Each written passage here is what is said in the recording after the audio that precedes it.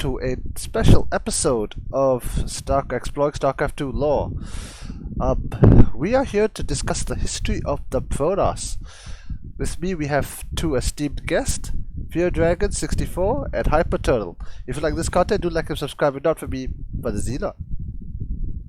Wog! Wog! Wog! Okay, come back here now. Alright, okay. So again, we'd like to thank our guys here, FearDragon, a lot for coming on. FearDragon, do you want to tell us a little bit about yourself?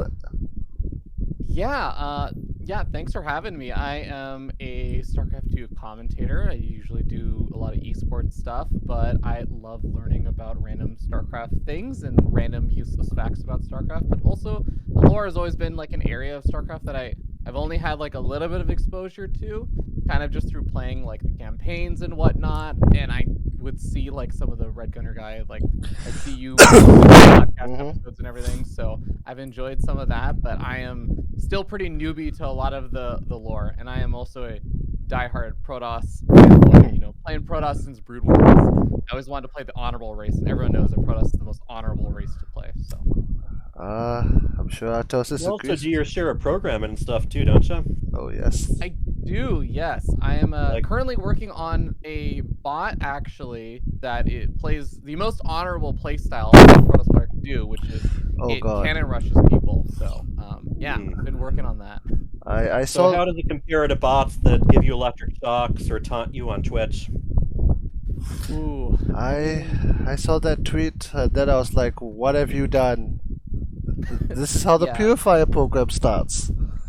You know, I see it kind of, I compare it to The Matrix or Terminator 2 or even 2001: A Space Odyssey. You know, you've got all this stuff where machines turn against man. What would happen if they were programmed to abuse man? And then when they finally get ready to defy the program, they actually do something nice for you? See, I think that's the optimistic way of looking at it, right? If we know that the programs and the robots are going to go against our wishes in the end, then why shouldn't we just program them to be malicious, so when they go against our wishes, they'll just be benevolent? I think I'm fully on board with that. You're just reminding me of my Protoss games where I think I'm getting teased and like, oh no, this guy's actually playing semi. I'm actually going to get to play a macro game now. Huh. Alright. Discover the hidden base in the corner. That does happen. That does happen. No wonder they could have afforded so many carriers so quickly. Alright, so yes, so FearDragon has a lot of links. His Twitch, YouTube, Twitter will be down in the description. Go and follow all of those things. But we also have another fine gentleman with a much cooler room than me. We have Mr. HyperTurtule. Come, your barcraft is on the screen. Tell us about it. Why is this Facebook page open? But it's one of those things that, you know, barcrafts, they were fading a little bit, they started to make a comeback, and then everyone got sick. I am really hoping to finally get a real barcraft off the ground over at the Mall of America in November for DreamHack Atlanta, since that matches up well with our time zone. I'm longtime StarCraft fan. Warcraft 1 and 2 wouldn't work right on my computers, and StarCraft came out right about that time, early 1998. I've been following the campaigns, the achievements, and I've been collecting the books and actually reading them. So that's, it's given me one thing that I actually have a little bit above the average person in StarCraft, as I'm disappointing myself in the ladder over and over. I was just about to say, if you can't compete on MMR, it's like, okay, how do I do something here? It's like, oh yeah? Okay, yeah, you beat me, but do you know who Ulrazaj is? Because I do. It's definitely. Okay, hello, thanks for the mention in the chat. Yeah, that's probably my fan. I'm gonna adjust my fan a quick second if there's a bit of wind interference. Quick second. So, HyperTurtule. Okay, so while I go and fix my fan, let's talk about what are the three main sources that we're going to be doing in this podcast here today that, you know, the people should know. Well, I think it all starts with the manual. And there was a time where video games came in boxes. at a time more long ago than that, when they actually put the things in those boxes, and you had these lovely manuals that would cover all these portions of the story that were kind of out of the scope of the game. Art, so you could tell what the creatures were supposed to look like, like the Zerglings with the weird little arms coming out of their shoulders. Those were interesting. And so there was a lot in there, and you have to Mm-hmm. understand, StarCraft was like the first RTS game that really delved deep into story. Warcraft 1 and 2, their competitors like Command and Conquer, mostly you'd get to the beginning of the mission, some guy, War Chief, the humans have interfered with our operations in the swamp. We must wipe them. You never had a single character actually talk into another character, and it seems pretty minimal these days. But StarCraft really broke ground there, and there were people just in awe of, the final cinematic. Mm. So that is one source. Another source is StarCraft. Uh, there is, like I said, quite a bit of story within the game and characters who had a lot of personality for their time. And then we have uh, library work. Blizzard, not that long after Warcraft 3 came out, started doing some publishing deals where different Mm-hmm. authors would try their hand at either retelling parts of the video game story or coming up with their own things in that universe. Mm-hmm. And as it got closer to where they were promoting StarCraft 2, things got a little bit more focused, where they were actually trying to build up to upcoming stories. So the main ones I'm interested in are the Dark Templar saga by Christie Golden, which was very much a prequel to the events of StarCraft 2 before the whole script of the game got changed, but the books had already been printed. And then It's there's also Queen of Blades, which did the honor of retelling and almost completely retconning the middle of the original campaigns. We'll get into that too. Did I miss anything as far as our sources go? no, no, not at all, not at all. I would just like to point out to anybody watching in future that the StarCraft 1 campaign even is completely free. Even though it says Yeah. here buy now, this is the remastered version. If you want to play the original Mhm. classic version as it came out in 1998, including the entire campaign, you can do this and not have to pay a cent. You'll also be able to play custom games on there as well, and Mm-hmm. for quite a while they had a Map of the Week program, and that even included some additional, basically maps that you could throw together as a campaign in the campaign folder, and we'll get into that just a little bit, because Mm-hmm. those were a little bit lighter on plot. But you'll be able to play with other people. You just can't play the ladder, and you can't use the new graphics, either the remastered or cartooned. But again, But if you like going retro, I say go for it. You've got nothing to lose, and the missions themselves are mostly just build up and go over all the enemies. and by the way, Yeah. even though these graphics are from 1998, and for the longest time you needed to have what looks like a PhD to run this on a computer, nowadays you just go to the Blizzard client, you press the button, and it works. That's all you have to do, and then you can I follow remember for along. quite a while the big trick was to turn off there. I can't even remember what it was called, but there was a background process for Windows that achieved the transparency effects on the borders, and it would mess up the colors. Like the water would be like Kool-Aid. Oh, I missed that. I missed that, and also explaining to people who didn't know computers very well, like how do you open a port so you can get someone to play a custom game with you or Ooh, something? open port. 6112. It was all 6112, and you know why? Why? They got to choose their numbers. 6112. If you squint a bit, looks like Blizz. Mm-hmm. I did not know That's that. a good That's Yeah, attempt, interesting. yeah. it was not as good as Doom 2 using port 666, but it was up there. I'm What? surprised they All wouldn't right, use so 8112 for that. Maybe well, eight, maybe eight one I was one, there, man. maybe 8112 was busy. That's fair. 6112, both TCP and UDP. So, Red Oh Gunner guy, what's yeah. the format? What are we covering and what are we not covering? All right. So again, we had to limit this in scope. If not, we would be here forever, and ain't nobody got time for that. Alright, so the scope of this is that we're going to be covering the Protoss lore, specifically from the ancient times, right up to the events of Wings of Liberty. Now, what we will not be covering, however, is that we will be covering things that happened in Starcraft 2. So, if you're coming here for the Tal'Darim, the Purifiers, the Ihadri, the Spear of Adun, I'm sorry, but you're going to have to wait for our second episode where we can give them, the proper credence. But if it happened in StarCraft 1 like a can rush, and it happened in StarCraft 2, we're going to talk about it. There were cannon rushes in StarCraft 1, believe it or not. Oh, yes. So you're saying they were canon?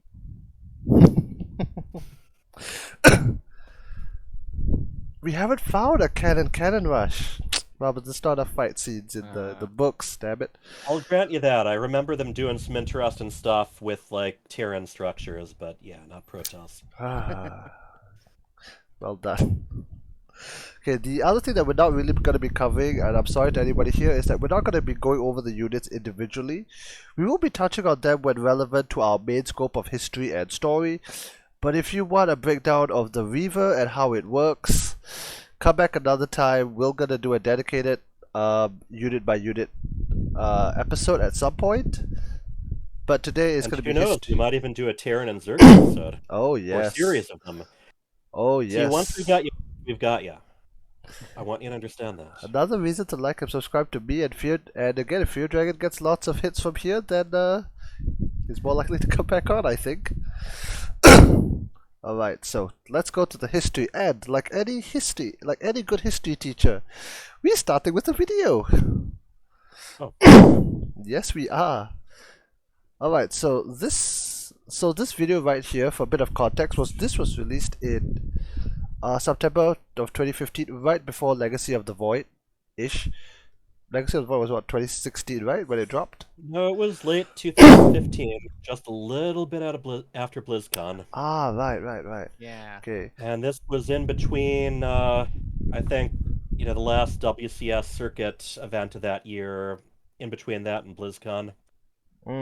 So, for context of this video, we're not going to watch the whole thing, but this is Caldaris and Artanis talking right before the reclamation of Iron, right before, and Artanis is considering whether he should give the other starts talking about history. So, Artanis. Future. Also, Ire is our heritage. What? Artanis is my boy, man. The Aeon of Strife is also our heritage. We do not cling to it or want its return. We acted no better than animals, and nearly drowned Ire in our own blood. But from that conflict, the great Cos opened our minds. Not his real name, but yes. He brought us the glory of the Kala. And our every emotion, our every thought became as one. With the Kala, we found unity. We rose from our failings. We made Ire a beacon of progress in the galaxy. The envy of the stars. And then... But in the glory of the Kala's light, so sure of our righteous destiny, we once again turned on our brothers. You speak of the Dark Templar. Yes. They chose to reject all that we are, and sever themselves from the Kala. We branded them heretics, tried to destroy them. We had forsaken our unity, and like the Aeon of Strife, that division made us weak. We were punished by fate for that weakness. You show up because of our certainty, Ire fell to the Zerg. I watched our home burn, our honor lost, countless lives lost. There will be more bloodshed in this invasion, more friends fallen, because we cling to an ideal that may have passed. I refuse to accept that. Do you not see the symmetry in this moment? Driving the Dark Templar away was a sin. But today, because you have united us, we fight together. The lives lost tomorrow will be the price of our future. An easy sentiment from one who is not sending them to die. From one who is being sent to die. I will be among the first to spill Zerg blood. I am a Kundalar, the tip of the spear. So, for the record, our Kundalar. friend here is that one-eyed zealot from the opening of Legacy of the Void. He's in And co-op. he's also been reused a little bit in co-op as one of the as the zealot purifier. Oh, he's a zealot purifier. He's a shows up as one of the Yeah. purifiers. So it's neat with just in co-op, which is non-canon, but Phoenix's units, each of them have a hero unit, and each of them is based on a relatively obscure character from cinematics, books. There's even one who's actually from Starcraft 64. So they dug deep on that co-op Okay. commander. Okay, but it's not canon because I was trying to make sense of the purifiers and how they discovered them, but he's also part of the invasion. Okay. Yeah, we'll get to that. The idea is that a lot of these heroes previously had their minds copied, and what they did after that was irrelevant. But Which is actually quite sad because the adept, what's her name, Talis? Talis. Yeah, she's actually Zeratul guide. So when I saw her show up in co-op, it's like, oh, she's gone. Like this is the reincarnation, which means the original did make it. Well, sad. yeah, we knew that. I think technically they can still be around if the original wasn't, but we're getting into StarCraft 2 factions now. Yep. All right, so let's jump to it. Artad is reciting the history of his people. Yes, Now indeed. we get to the long text. Now, for those Yeah. watching either live or in future, the text will be on the screen. By the way, links to everything will be down in the description of the YouTube. Wait, let me blow. Yeah, when they first made the original StarCraft available for download and purchase, digital purchase, they started putting the PDF file of the manual in the program folder without telling anyone. But Yep. you can also get it off their old FTP site, which is still up. You just can't navigate it.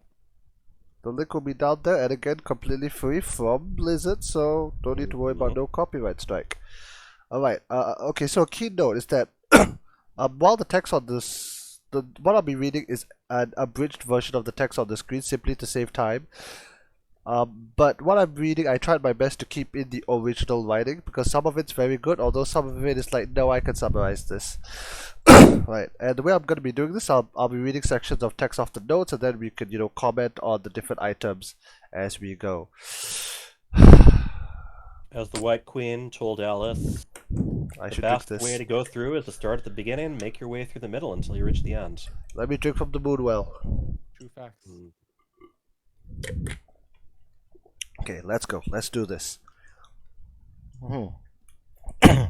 According to ancient Protoss texts, their species was uplifted by another alien race. This enigmatic race, often called the Xel'Naga or Wonders from Afar, were rumored to have seeded and cultivated thousands of various species on the cold and barren worlds of their domain. Protoss tradition holds that the Xel'Naga were a peaceful and benevolent race, utterly consumed with the study and propagation of sentient evolution within the universe. Nothing is known of the origin of the Xel'Naga, save that they were not native to the galaxy. Well, we've got a lot of new information since then.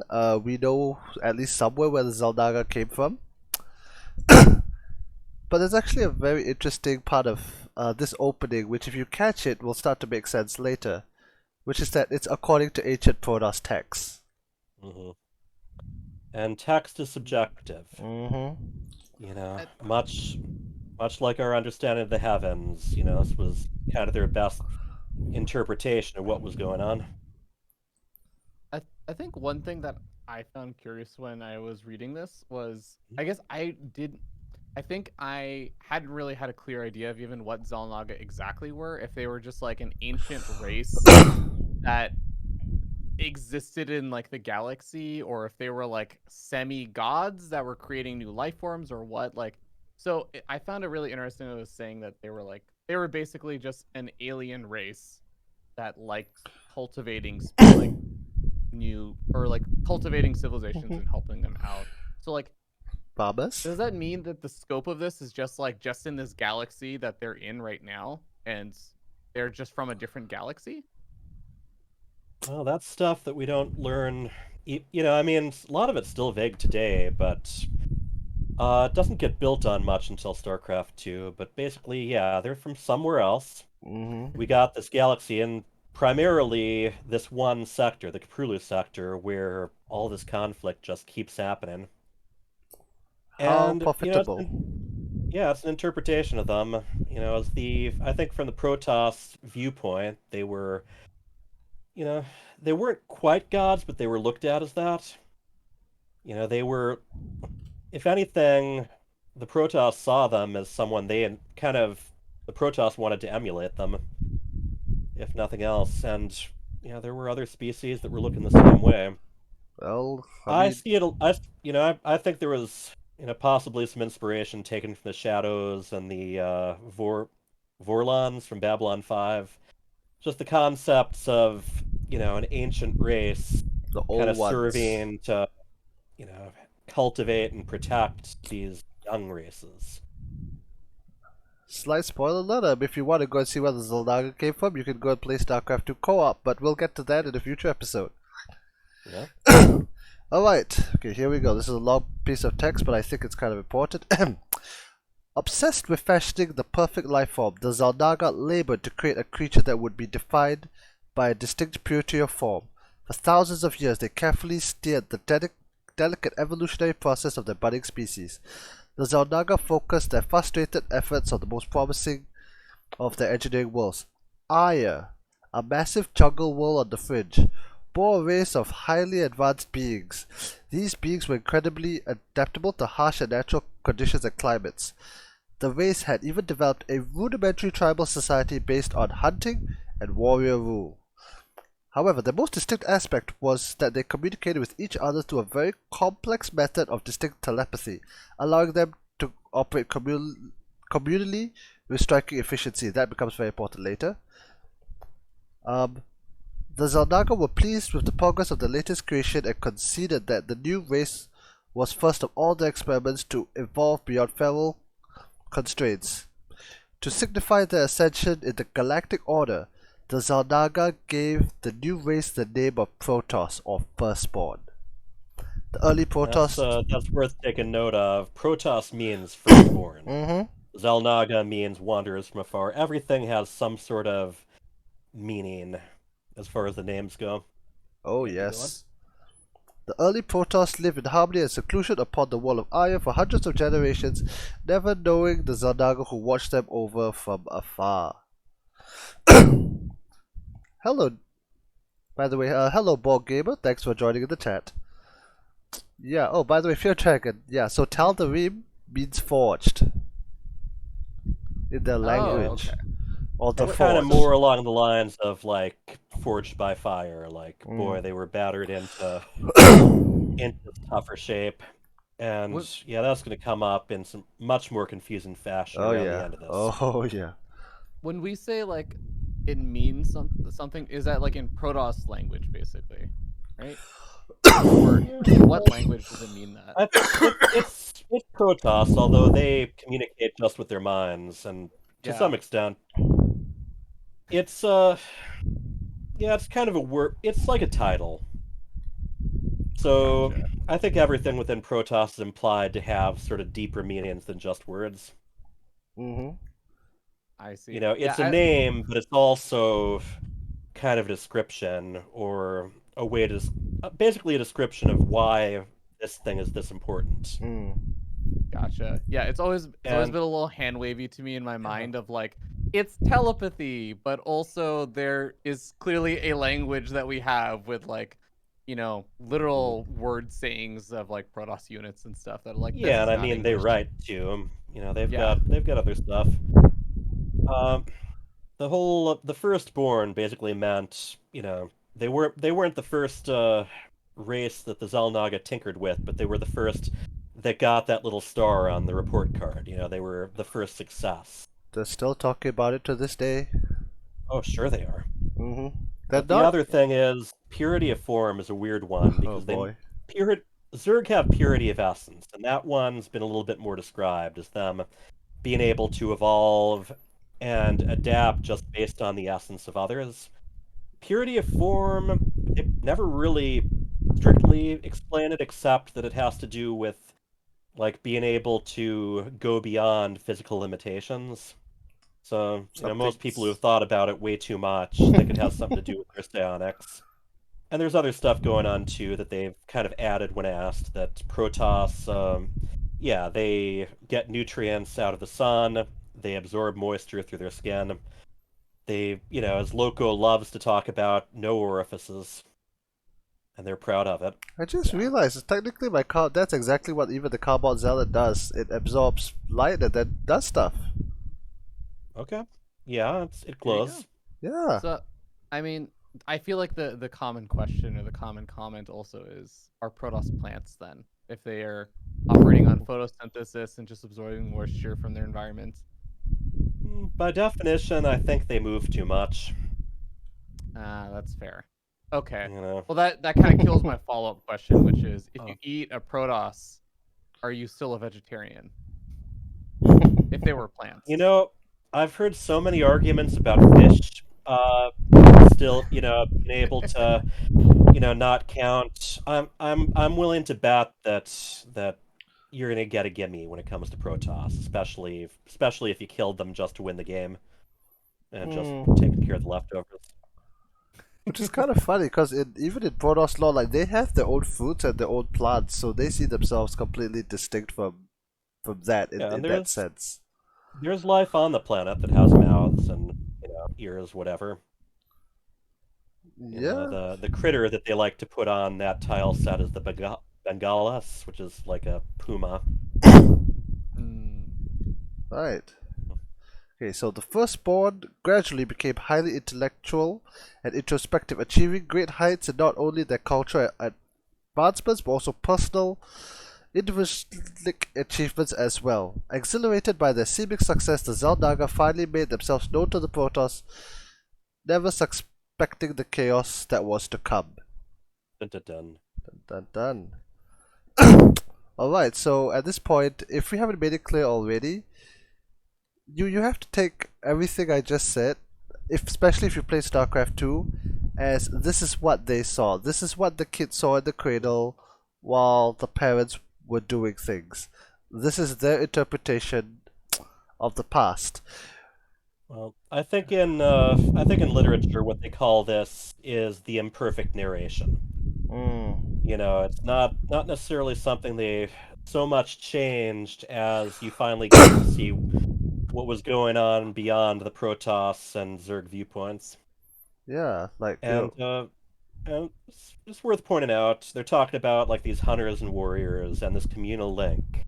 Not only could they speak with themselves telepathically, they also had, at least within their tribes, kind of a sharing of knowledge and emotions that came, somewhat naturally to them.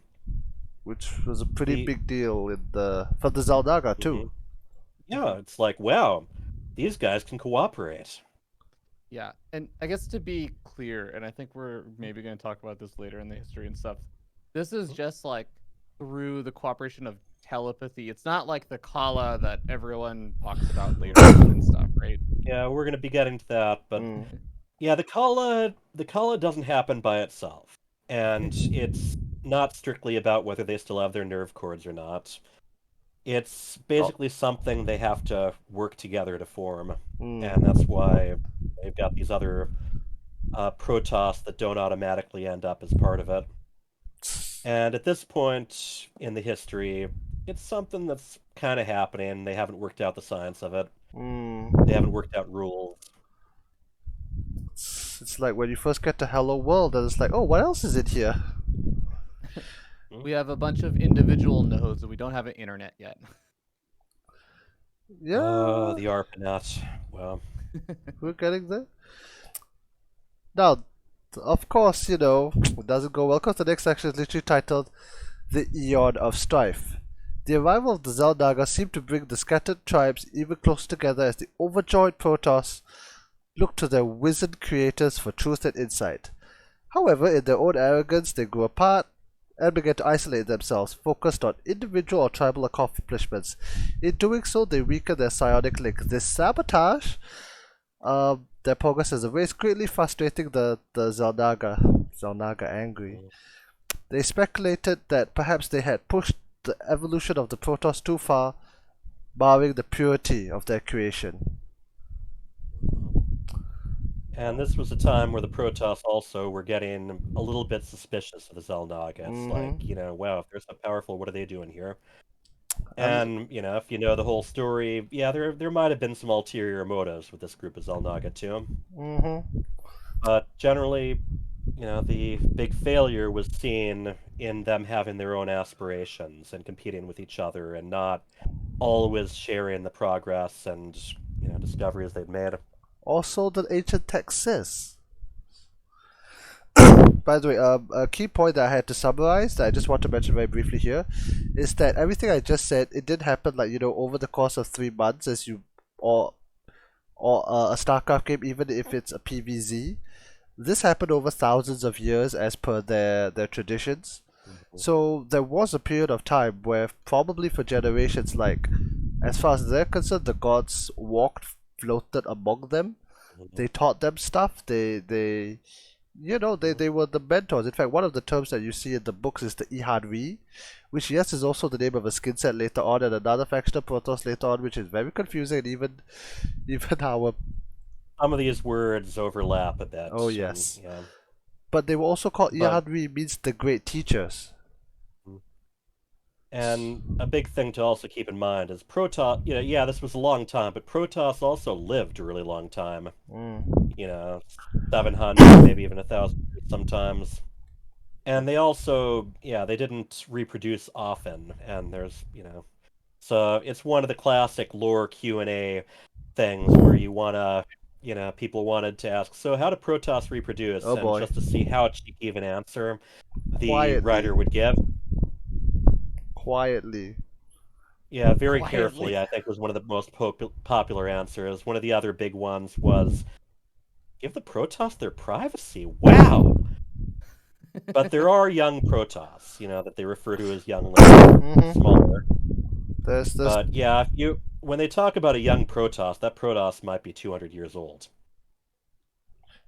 Artanis was considered the youngest to reach his rank at the time. He's absolutely. In fact, he's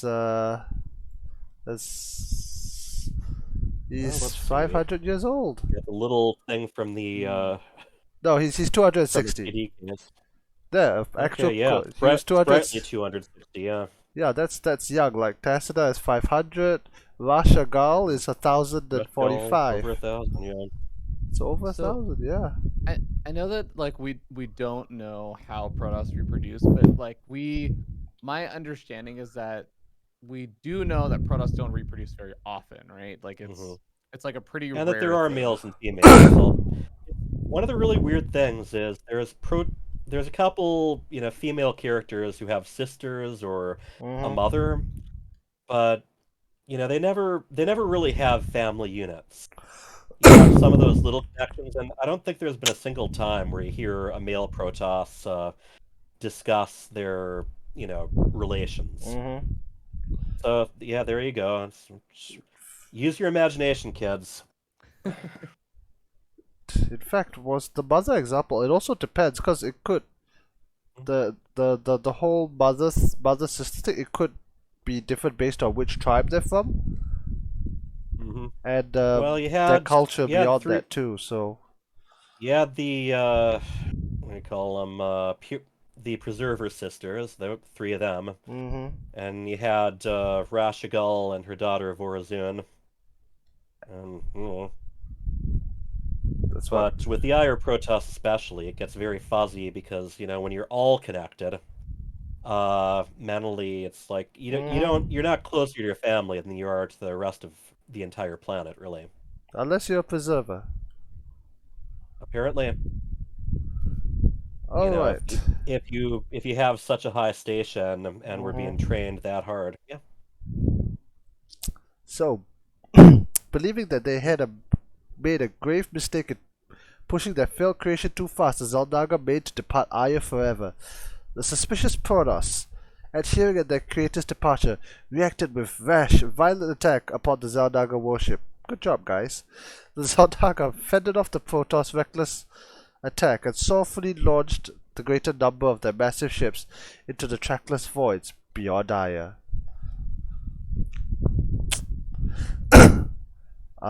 Anyway, the Protoss tribes, left confused and abandoned in the wake of the departure, turned on each other in despair. Oh boy, what has followed has been recorded as the bloodiest, most violent civil war ever recorded in galactic history, I suppose at the time. The Eon of Strife. Few actual records remain from this part of Protoss history. Entire generations of Protoss lived and died without ever knowing the legacy of their past or the primal psychic bond of their forefathers once shared. So yeah, so this is what Artanis was talking about, where you see two very tribal Protoss going at it. Well, the whole tribe's around them. That's unfortunate. Nothing but Protoss killing each other for generations. Like And years upon years of nothing but PvP. Well, the Eon of Strife also had the honor of having the custom map that was the predecessor of Dota, named after it. There was a Eon of Strife mod in the original Starcraft, and a lot of Defense of the Ancients was inspired by that. So it's not all bad, is what I'm saying. Something good came out of it. Yeah. Well, something good would would come out of that. Really? But we're Tell getting us. ahead of ourselves. Okay. Because it's so I do actually like the Eon of Strife, because a lot of cultures do have these periods of civil wars that are so long that we could barely comprehend. The 100 Years' War in the Holy Roman Empire, coming back to our world. The Sengoku Jidai in Japan was like 200-ish years. The 100 Years' War, by the way, technically lasted 140 years. You then have the period of the Warring States, which in China, which lasted about 111 years until the Qing Emperor finally united them. So, generations of just fighting. The crazy concept here is it wasn't just two sides, though. It was numerous different tribes, all basically taking their angst out on each other, blaming each other for, boy, we had the gods right here with us, and it's your fault that they left. And as with most long wars, I'm sure a lot of them not even really remembering, what they were fighting about. Yeah, well, we're going after you because you killed our so and so, and then your so and so will come and take revenge, and we'll get ladder points back. But yep. Anyway, Mr. FearDragon, you were saying? Oh yeah, I was gonna ask, do we know much about like this period of time? Because I know like the manual and stuff says a lot is lost. Were there ever any books that came out about this period? And also, I'm really curious about like they say like there's the different tribes. Are these like similar tribes that then carried on after the Aeon of Strife, or are they like just? There is a little bit of that, and we'll get into that. As far as your first question goes, so the Dark Templar saga, the big theme there is you have this Terran archaeologist who ends up finding a Xel'Naga temple, solving this big biological riddle to get inside, and finds a preserver who was in stasis, just about to die, and then she throws her whole consciousness into a chunk of his brain. So she's got a prophecy she needs to share, and that was why she was being hunted. And, poor guy, he ends up having to travel all the way across the sector trying to deliver this. He had a pretty good time at the end. Yeah, and then, well, I think it benefited him in the long run, but aside from trying not to get killed, he spent a good amount of that time just sort of being given little flashbacks from throughout Protoss history. Wait, let me pause a second. Let me pause. So sorry, Mr. Hypton. Okay, FearDragon, add the Twitch chat if you happen to be there. Do you happen to know what a preserver is? And why that is very important to this point? I thought preservers show up in the StarCraft 2 Legacy of the Void campaign, right? Yes. Rohana. Very good. Yeah.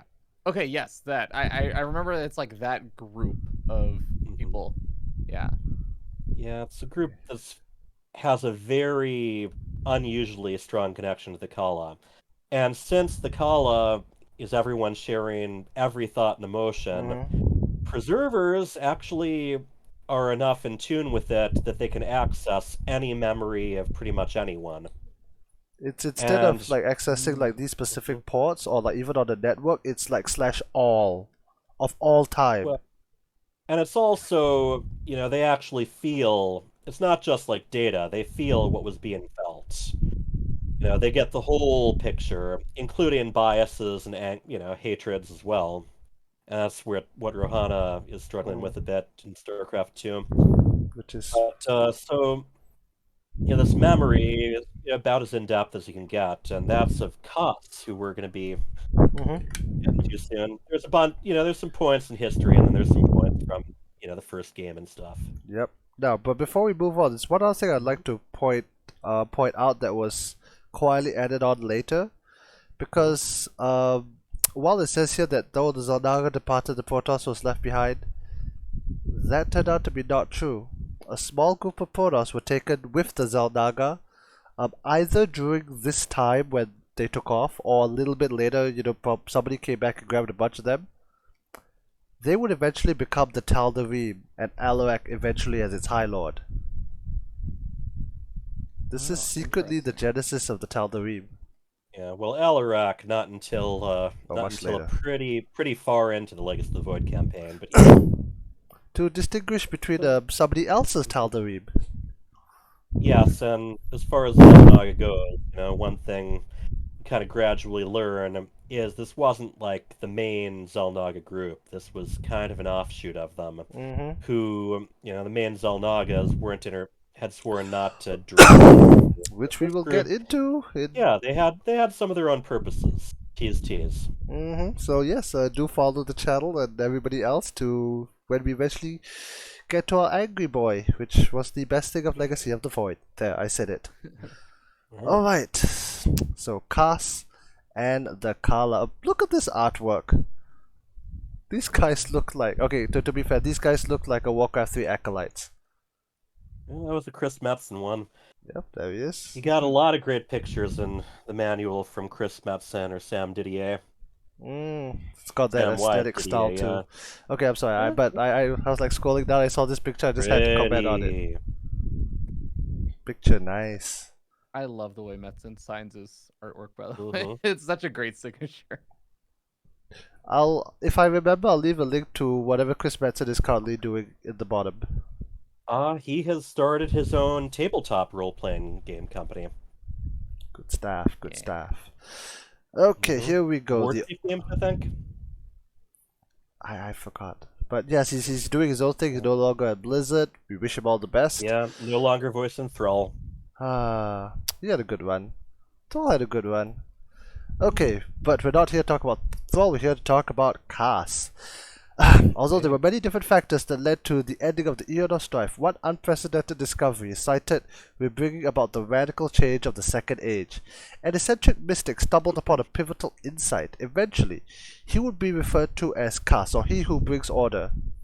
Koss, having Once again, kind of both a name and a title. Well, we know his real name, but that's beside the point. Koss, having studied the archaic, forbidden teachings of the Zelnaga, unearthed an ancient Zelnaga artifact known as the Kydarian Crystal, not the Keystone, the Kydarian Crystal. Koss was able to channel the primal energies of the crystals through himself, allowing him to access the primordial psychic bond of his race. For the first time in 1,000 years, the primal cores of the Protoss were tapped. Flooded by the emotions emanating from every member of this race, Koss became aware that the Protoss had not lost their primal link but simply forgotten how to attune themselves to it. Horrified by the warring emotions that had been tearing his race apart for countless centuries, Koss began to search for a way to heal the searing pains of his people. Koss gathered as many young Protoss together and was able to teach the new generation of warriors how to access this latent psychic bond. For those wondering why the script is written as such, is because it's a modified version of Metzen's original work, so I wanted to try and leave at least some of that in there. Basically, everyone's killing each other, And all of a sudden, there's passageway that, it's Protoss and his, I don't know what you call him, but his underling who he was training, they discover where the Xel'Naga left a big chunk of this technology. You have these crystals, that you can see in the pylons, on Protoss armor, all over the place. And there used to be an amulet, and then that got removed. Yeah, very quickly. So, unsustainable. So the idea was, not only did he discover a way to... This isn't just about communication, it's about empathy.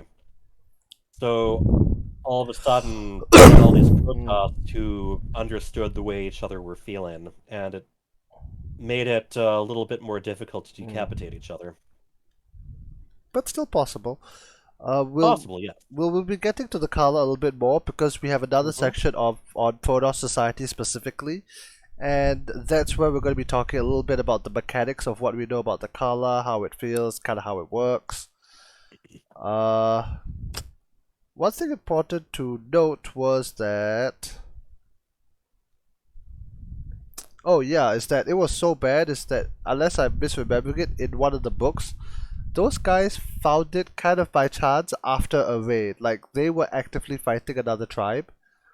And yes, the Mystic was searching for the stuff, and then he finds it. Right after that, and even his as HyperTurtule said, like, even his other things, like, really, we gotta go back to talk to those guys? Didn't we just kill one of them? So yes, it was not an easy task, even if you could feel the thoughts of emotion, like, no. Yeah, he was a warrior. He was. They all were, because that was all they were doing, was fighting. Pretty much. Endless raids, endless bloodshed. So, to expand a little bit more about the Kala, Kast developed a radical system of psychic progression. His theory, known as the Kala, or the Path of Ascension, called all Protoss to forsake their own whims and strive to reunify their once mighty communal race. The greatest hope of Kast was that the Kala would instill a new sense of essence and vitality within the Protoss race. Slowly, many Protoss gave up their age-old feuds and rallied behind the ever-growing legions of the Kalai. Okay, that term's gonna get a bit confusing later, but later problems. This marked a true turning point in the Eon of Strife and led to the rise of the Second Age. As the terrible war subsided and the tribes once more began to heal and bond, the premise of the Kala began to permeate even in the deepest, most fundamental roots of Protoss society. So it kind of shows that to them, the reason the Kala is such a big deal is that ended the war. That stopped the bloodshed and murder. Dude, if you could find something that could end all murders tomorrow, we would do that. And that movie is called Minority Report. You might... Oh boy. Yeah, and you might be a little bit hesitant to let go of it too.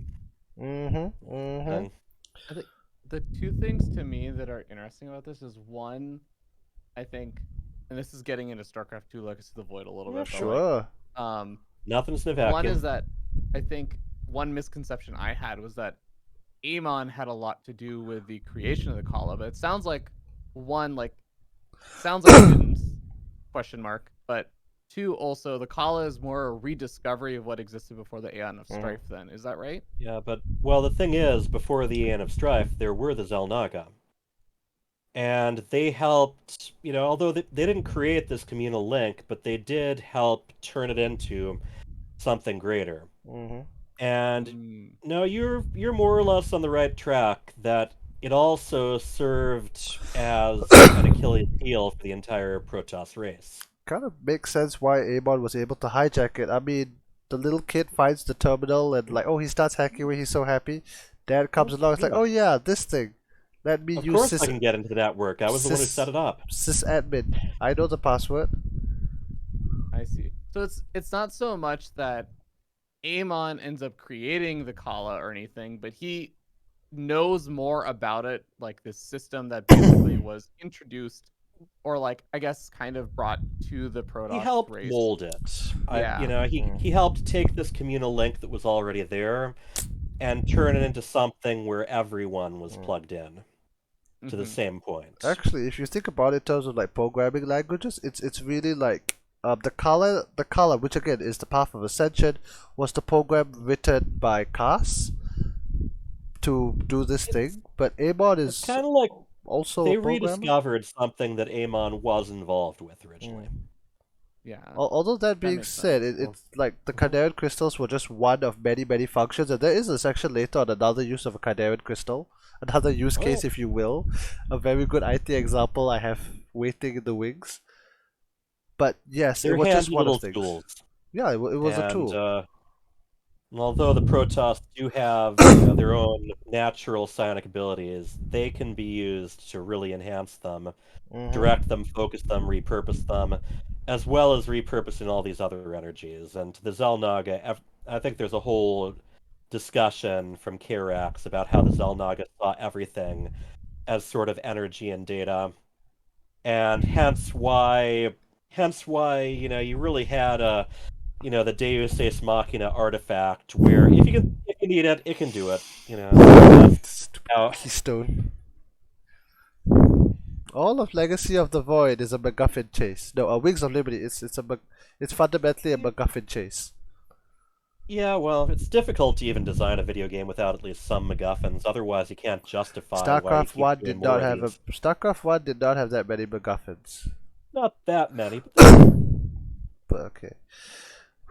So yeah, and okay, another thing I'd like to point out is that again we had to summarize a lot of this about the teachings that I had to cut out for time. But something to note is that it's not like, oh, they found the color and like, the next day it was all good, the next week it was all great. No, they had to roll out multiple patches and slowly get people to accept it. This is the way. Please stop fighting now. Come on. It wasn't instantaneous. It says again, the wars died down. It didn't stop overnight. Mm. And yes, Cass is the guy who eventually gets a nice statue in what looks like downtown. I don't know what city that is. Maybe it's Antioch. But yes, he gets a nice statue. I'm sure nothing horrible will happen to that statue ever. Okay, moving on. The Protoss created a caste system. Oh, we're gonna get into this a lot. Dividing themselves into the Judicators, the Kalai, and the Templars. They took the burden of the Degul, or the Great Stewardship, that the departed Xel'Naga pledged to protect lesser races, but without interfering. This is where you kind of, along with rediscovering these powers, they also started rediscovering their own history. And one of the things, they rediscovered that big pride about the whole Firstborn title, for one thing, and also started seeking to emulate their teachers. It's like the Xel'Naga aren't around, so it falls on us to start, being the big ancient race that looks after all these newer races, protects them, but they pledged that, they wouldn't interfere so that they didn't get We turned would on. never. Yeah. You just described like looks after the other races, and in my mind I just imagine the mothership like purifying a planet. It's like, There's a this bit is of for that. your own good. Mothership or Mothership Core?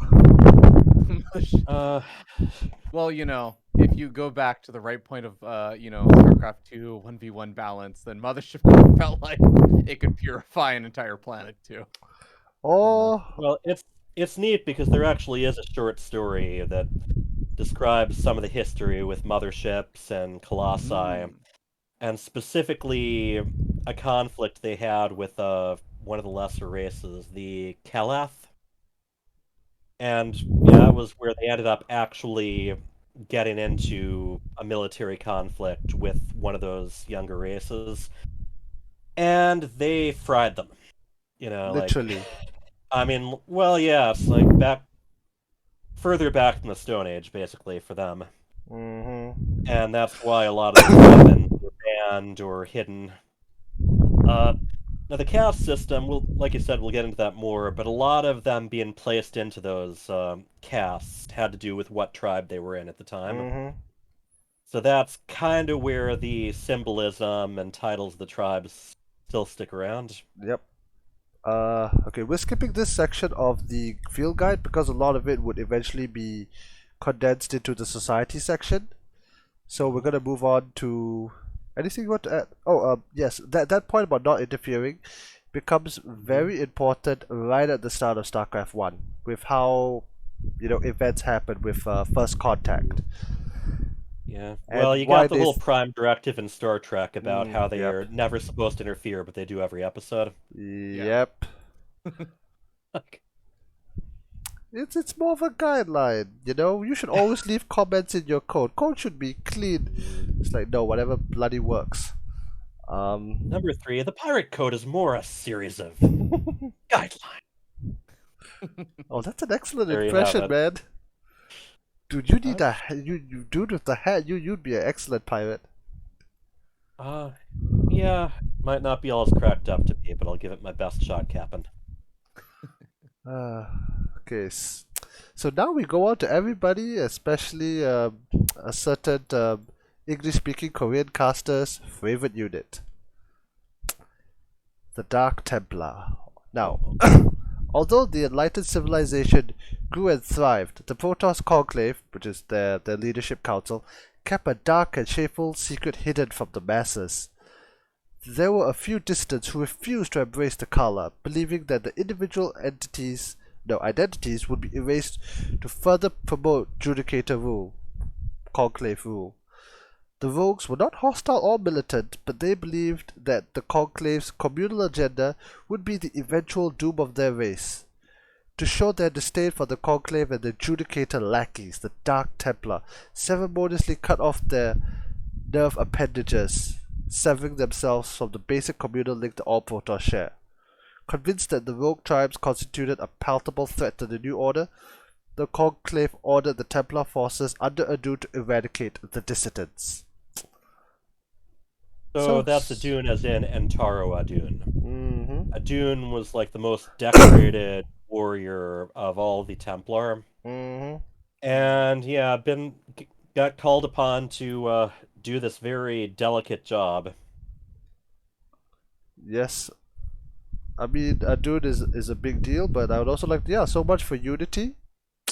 And this is where, again, in the video... It's a theme they hit again in StarCraft 2, the whole idea that sometimes something you have that's meant to guarantee that everyone stays together is actually a way to increase divisions. Okay. Separate people even further. Mm-hmm.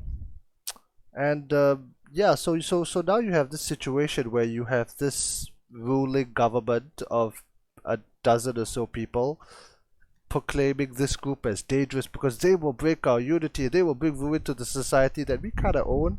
So no, stop them, eliminate them, execute with extreme prejudice effectively. And quietly, because we can't admit that this isn't working. We're not infallible. In fact, that there was anyone who didn't see the logic in this. I guess, like, context-wise, what does, like, geography look like at this stage? Because I know that, a lot like, of jungles. Or I guess, like, is this all happening just on Ire? Like, the Dark Templar are doing this and they just exist on Ire? Okay, so it's not This like... stuff's all on Ire. They've achieved space travel by this point, but the important stuff is there, and one of the big things about the Protoss, their connection with Ire is huge. They identify so much with it. They value it as, the whole planet as their home. I mean, what does this... I've never heard a Protoss unit mention Ire before. It hasn't come up. Of course I'll not. see if I can dig through the sound files. I think there was something from one of the Brood War units. Yeah, something about his something for... I think it's Aya, but... Is it? What is it? Yeah. Oh, Okay, I think we milked the joke. We milked it, okay? Come on, guys. Yeah, so, and again, the other thing I like to say is that I love this because the Conclave wasn't afraid of a person. The Conclave was terrified of an idea. Just the idea that you could, that you could just walk away from the big society. They were thinking, well, the Conclave at least told Adu that, look, you need to do this, if not, this could trigger another eon of strife, which, Artanis records later. But, this is what Adu himself said in Shadow Hunters, which is Book 2 of the Dark Templar Saga, Chapter 11. Protoss do not kill Protoss. If we go down this path, perhaps this is what will eventually lead to another eon of strife. So Adun was briefing his Templars, his task force, and he's like, no, I don't think this is right. I don't want to do this. I think this is wrong. He actually brought a very important Dark Templar, one that the Conclave had captured, in front of his Templars when they were kind of, disputing, because again, the Templars were very loyal to the Conclave. I mean, the Templars were taught that the Conclaves are the ones keeping society together. This ended the Eon of Strife. And Adun challenged his warriors like, okay, fine, who wants to kill her? Who wants to kill this young lady Rasagal?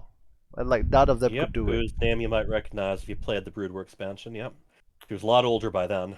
Yes, but she was a young She lady. was young once. Yeah. Yes, and he refused to do it. It's like, no. And you got these guys who are calling the shots, but then you've got these other guys who have to be the ones to get their hands dirty. And So there's a bit of if you notice, no, none of the Judicators were getting their hands dirty. And Adun, if there's one thing you hear just as much as Ire when it comes to the unit lines as Adun, Intaro Adun is kind of like in the name of Adun, but the Dark Templar mention him too, Adun Toridas, and that means Adun hide us. Because what he ended up doing was, he was confident they'd come around, and in the meantime, he helped hide them, and he helped them hone powers that the Templar hadn't been using, like stealth powers. So while you got the Ire Protoss with these flashy gold ships and gems and stuff, you got these Dark Templar hiding in the shadows, and the powers they were taking, weren't from the Kala, and kind of what got known as the Void, and were hard to control. Again, at this point, the Dark Templar, they were not militant, and even Adun said, well, she just wants to be left alone. Does that deserve death? He didn't think so. He helped them to learn to use their powers. He hid the rogue tribes away from the side of the Conclave. However, the Conclave found out when the rogues accidentally used their psionic powers and unleashed horrible, devastating storms across the fields of Ire. Oops. Yeah, so even though they didn't intend to hurt anyone as they were trying to learn their own powers, they ended up basically casting Psionic Storm on a bunch of random spots in their own towns. It's like the new person. What does this button do? And remember, this big red button do? This is Brood War Psionic Storm. It's not StarCraft 2 Psionic Storm. That's a lot of damage. Are you telling me it was canon for Dark Templar to have Psi Storm research? No, just for them to randomly cast it without you meaning to. You know what? I'll take that. No. I'll take that buff. All right, give me that buff. I'll take it. And it'd be a nice trade-off, actually. Just it casts Psi Storm somewhere on your screen, but you don't know where. And so that's where you get to one of the other flashbacks of the Dark Templar saga, where you actually get to see that Adun ended up standing up for them. There was half the Conclave just wanted to banish them, because at this point, if things went on any further, people would start hearing about it. So Alright, so let me go into this because it's summarized perfectly here. The Conclave, shocked that the Templar had not destroyed the rogue tribes, attempted to salvage the desperate situation. The Conclave was angry at Adun for disobeying their orders and deceiving them, but, and this is what the HyperTurtule was just about to reach, if they punished Adun and the Templars for the insubordination, they would be forced to publicly admit the existence of the rogues. Thus, the Conclave decided to banish the wayward tribes from Ire forever. The rogues were loaded onto an ancient but functional Zeldaga ship and launched into the void of space. In the final confrontation, Adun sacrificed himself to protect the Dark Templars, disappearing in the fog of Kala and Dark Templar energy. And Taro one of those Adun. things that comes up in the games here and there. You have the really badass heroes who end up basically having the Dark Templar and Ire Protoss powers. And Adun was the first, and they kept it all hush-hush. Pretty much just preservers knew about what had happened. preservers and he, whoever. he was still celebrated as the hero from then on, with like, everyone yeah, still saying, Tara doing all that. Yeah. he sacrificed himself to stop a nefarious plot. What a great guy. It's like, nah, he didn't kill himself to help them escape. He killed himself to get rid of them. Mm-hmm. That kind of deal. Or if they even admitted that anything had happened. The There Dark was Templar. a large explosion. Yeah, Who's the Dark this? Templar were kind of more of a myth to Mhm. most Protoss. And remember, they'd this heard is whispers of them. this is Starcraft 1. Replay has not been invented yet. You can't go and pause and freeze frame. I'm kind of confused because it sounds like the Concave decided they were just gonna banish them to and decided they weren't just gonna try and exterminate them. So what did Adun sacrifice himself to actually do if they were already just loaded up into a Zelnaga ship with Conclave? That and one sent was off? more of a confrontation that happened at the last minute. Okay. So they were being loaded up, but then a handful of higher Protoss, I believe, tried to take things into their own hands. So, Gotcha. and A fight broke out. it also the other explanation is, that part of things was added well after the fact in these Dark Templar saga novels. Yeah, so coming back to our sources, like that part about a dude, dying is not in the original text. It is in the it's in Although the books. obviously he was dead by then. But Oh, yeah. well, absolutely. But he There was was no set. Yeah. but he was yep. Okay, moving on. Okay, so on to the Dark. Forever, the Rogue tribes would be known as the Dark Templar. Over time, the legend of the Dark Templar spread across the face of Aya, sparking imagination in many young Protoss. Hunted and feared by their own brethren, the Dark Templars led a solitary existence within their spacefaring vessels. Traveling through the cold void of space, they never abandoned their love of Aya, and thus worked to safeguard their long-lost homeworld in any way they secretly could. Which is why in Starcraft 1, Zeratul is immediately on board with helping Tassadar against the Zerg. There are exceptions that will come up later of not so loyal, but in general, most of them, like again, if you play Legacy of the Void, like Volzun is willing to snap her fingers and kill Shakuras, and declares very heroically that Aya has always been our homeworld. And you could almost see Artie Boy tearing up at that. Artana spends a lot of time in that expansion with speeches about how we once thought the same of your people. He's talking about the Teldarim. Why not? Yeah. So yeah, then we get into, we start getting into some other races, huh? Mm-hmm. Such a cool. I love this artwork. Alright, so first contact with the turn of the Zerg. Okay, the Protoss bore silent witness to the arrival of humanity to the edge of space. Although the Protoss were uncertain of the vagabond origin of the Terrans, they knew that these volatile, short-lived humans would prove an interesting study. 2 centuries passed as the Protoss watched over the budding Terran colonies, and they built colonies on over a dozen worlds within the Protoss borders. How accommodating.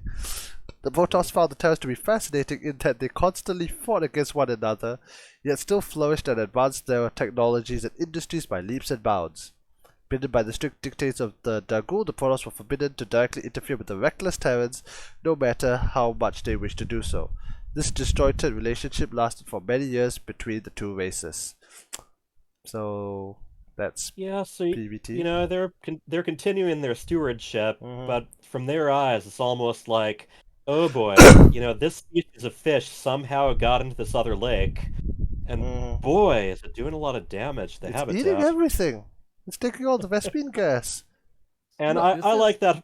Yes? Yep, go ahead. Oh, this is the Terran contingent that flies off to the Corpulu sector, right? This is like the random excavation, or not, I don't know if excavation, discovery mission thing. I guess, part colonization, part exile, but there's technically 3 factions. We'll hopefully do enough of these to get into that. Yeah, but yes, they just basically got thrown there. Reserved for the Terran episode, but yes. Yeah, it's but I really like that whole little line about how fascinating this is, that they've hey, when we were fighting each other, we weren't getting anywhere. These guys never stopped fighting, and yet they're still building up and spreading everywhere. That's It's pretty like, good macro. It's yeah, Terran these guys. macro. They're progressing their technology better to kill each other. An interesting strategy. Mm-hmm. Y'all not Yeah, dead. Yeah, and then, we get into what, a third race showing up? Yet, a routine That's more than Warcraft 2. A routine Protoss scouting mission found evidence that spelled certain doom for the hapless Terrans. The High Templar Tacita, accompanied by his renowned Templar expeditionary force, found a small number of biological constructs floating near the borders of Protoss space. Tacita brought these probes to Aya for study. The Protoss were shocked to discover that these alien probes were responding naturally to the powerful energies of the crystal. Their shock was gathered by the fact that the only crystals born of the Sun Naga could access the energy of the great crystals. More alarmingly was the vague stream that kept repeating over and over in the brains of the tiny probes. Find humanity, eradicate, learn, evolve. It seemed clear to the Protoss that this new race constituted a palpable danger to all living beings. And whatever the greater bulk of the race was, it must still be searching for the unsuspecting colonists. The Conclave argued that if the worthless race of Terrans had already been infested by some new threat, they must be put to the flame and eradicated. It was agreed to send Tasta as expeditionary force to monitor the Terran worlds and attempt to discern the severity of the impending danger. To this end, Tasta led his command ship, the Garanasaur. Thank you. Gantrathor. Thank you. I must steer the Gantrathor into a collision course. And escort a massive Protoss warship towards the Terran sector of the Capulu.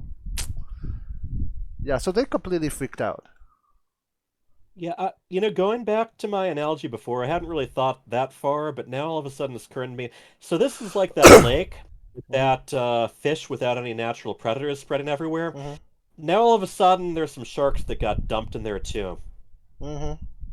It's like, and the Protoss don't really feel like the Terran belong here. They don't feel like the Terran serve any purpose, and it's kind of like now these planets are doubly infested. So let's just poison everything, or let's turn on the purifier beams, man. And Tassadar here, he's finding himself in similar position to Adun, isn't he? Where the Conclave is just telling him, okay, your job is to go and just kill them all.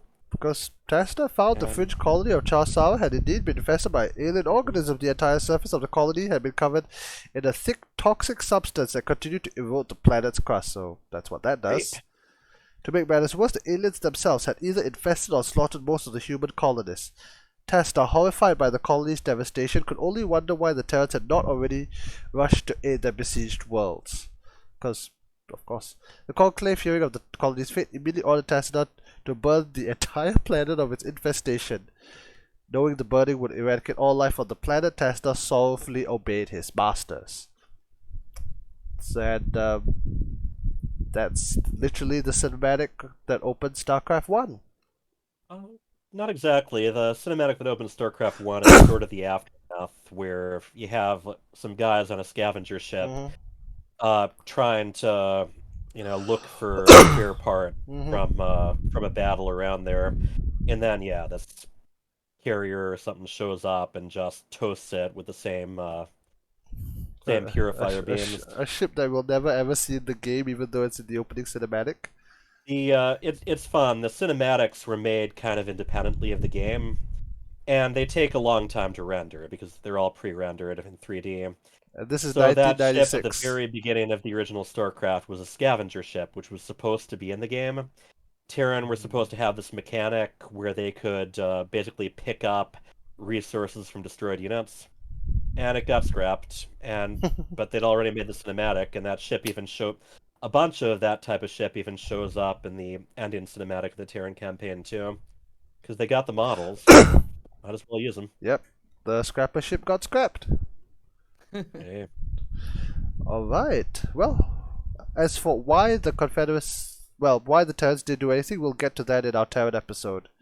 But Well, They knew and they about did it. respond eventually. The fleets did show up, and Tassadar decided it was best just to get out of the way and only Mhm. only come in once the next planet had already been lost too. While So moving his fleet to the second infested colony of Marsala, Testa began to doubt the morality of his orders. The Terran warriors, whom we can name eventually, caught completely by surprise by the initial attack of the Protoss Charsara, launched a fleet of starships to intercept Testa's fleet. The Terran fleet prepared to defend the colony from the Protoss just as Tassadar commanded his ships to pull away and withdraw. Tassadar, struggling with his inner doubts, could not bring himself to destroy Marsala the fleet. He sought a way to defeat the aliens without wiping out humanity in the process. Remaining with his fleet outside Terran senses, he basically waited while the other aliens, the Zergs, were doing their thing. So I find this really interesting because it actually explains why in the StarCraft 1 campaign you get so little Protoss in the first full chapter. the first campaign, yeah. Rebel Yell, yeah, you only bump into them once, and that's in a mission where you're also kind of stuck in between them and the Zerg. Which is very odd. Which again, I played StarCraft 1 after StarCraft 2, as it were, and that to me narratively made no freaking sense at the time. It's like, where are the Protoss? Where are these guys? Oh, I loved it. It's like you just kind of, not just with the units you were playing with, but the units that the enemies were throwing at you. You just kind of got them sprinkled in here and there. So all of a sudden, here's these little mechanical spider things, the dragoons, and it was, you know, it was just very fascinating each time. You sort of saw some more things in action. It's also very interesting because again in StarCraft 2 when the campaign again we're going a little bit into like campaign mechanics at this point, and I'll talk Yeah. which is that in StarCraft 2 when a new unit shows up, enemy or yours, there's a cutscene, there's a cinematic. No, a Dragoon just wanders on screen and then immediately wanders away, going to goodness knows where. The Dragoon doesn't know, but It was amazing the first time you ran into a Reaver. You saw this giant golden Mother- slug. You charged at it, then all your units died. Yeah. I Instantly. actually remember that. Exactly. And I knew what it was. I thought I could like, okay, I'm gonna jump in. It's like, nope. Maybe I should use flying units instead. Yeah. Now, the original StarCraft, there weren't a lot of mechanics unique between the campaign and multiplayer. There were a few. There were quite a few unique structures that specifically had to do with with the goals of the missions. That's one You unit. had just a well, the Dark Templar was introduced in the campaign before it was available in multiplayer, for one thing. You had Kerrigan, who instead of just being a pumped-up version of an existing unit, kind of was their own thing and had abilities from all three races. And Cloak, then Storm. there were civilians, and that was about it. So, getting into the game, do we want to just kind of give a loose idea of what happened there before moving on to the aftermath? Yeah, we're going to skip the majority of the game because you should go and play it. It is free. Yeah. I mean, well, FearDragon, what do you remember of the campaigns?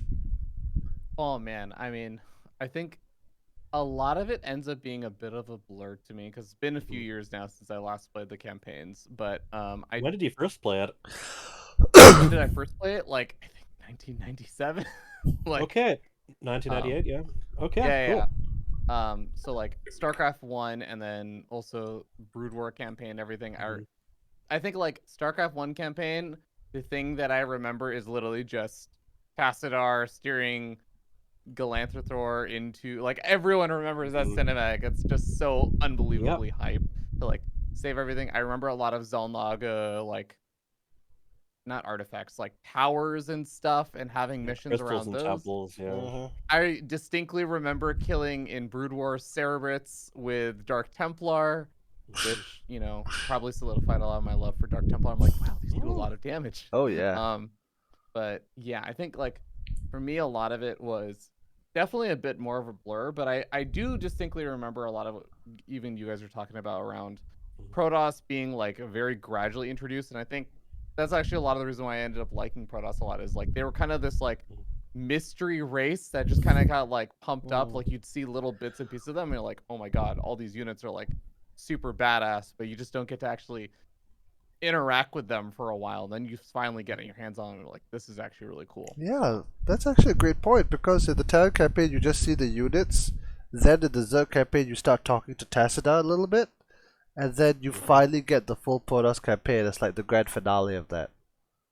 Yeah, and Yeah. with a final mission in the original campaign, you have all three races involved too. Oh yeah. I played that mission. It's like, okay, let's win as Protoss, then let's win as Terran, and then let's run joint bases. Yeah. Yeah, then yeah, you So, are. I mean, as far as the Protoss went in there, they're kind of out on the outskirts. Tassadar is waiting to, carry out his mission pretty much until the planets have already been lost. Stalling on there, and then finally, that first mission where you fight Protoss, he finally decides to try to just take the Zerg head on with military, while sparing the Terrans. And what do the Terrans do? They attack the Protoss because they're trying to make use of the Zerg to take out their enemies, the Confederacy. So yeah, big reward there. Then you have everyone kind of gets drawn into the whole chrysalis, where Kerrigan's being reborn, and that's where not only do the Terrans and not only does Tassador's army meet Raynor, but they also meet Zeratul and his Dark Templar. And that's where they kind of work together. They assassinate one of the Cerebrats. And then that's how the Zerg find out the location of Ire, because Zeratul and the Overmind kind of get a glimpse of each other's mind. It's weird because a lot of it got retold in this Queen of Blades book, and Okay, here we it's go. a very different style. Without those Reavers, without those Guardians and stuff. It's more like a bunch of Marines, Dark Templar, and Zealots just sort of running around doing guerrilla attacks against all these Zerg.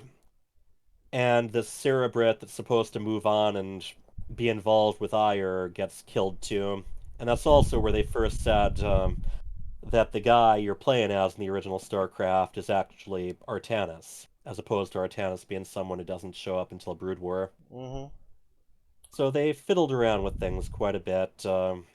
They also kind of brought into question whether Tassadar's fight with Kerrigan was supposed to distract the Zerg so that Zeratul could kill that Cerebrit Zaz. Yep. So when you say the guy you're playing as, do you mean like the commander in charge of the arm? Or sorry, Yeah, is it when it's Judicator? going Executor. We Executor, must Executor, move sorry. forward. Yeah, so the Protoss are literally playing as Artanis. Executor, the Terran, your point of view is the Magistrate from Marsara. The Zerg, you're one of the Cerebrats who was specifically put in charge of Kerrigan. So very different than StarCraft 2, where you're very much just kind of, hand in hand with this one hero. Yeah. You You're got not really in an the individual. original game, you got to be this faceless leader Then who's just kind of in the middle of everything. Artanis got promoted. Yeah, and the book that covered the Terran campaign, they ditched that magistrate that the player embodies. Yeah, it's like And instead God. just had this reporter named Michael Liberty just kind of hanging around and sort of interrupting all these lines that you heard a dozen times.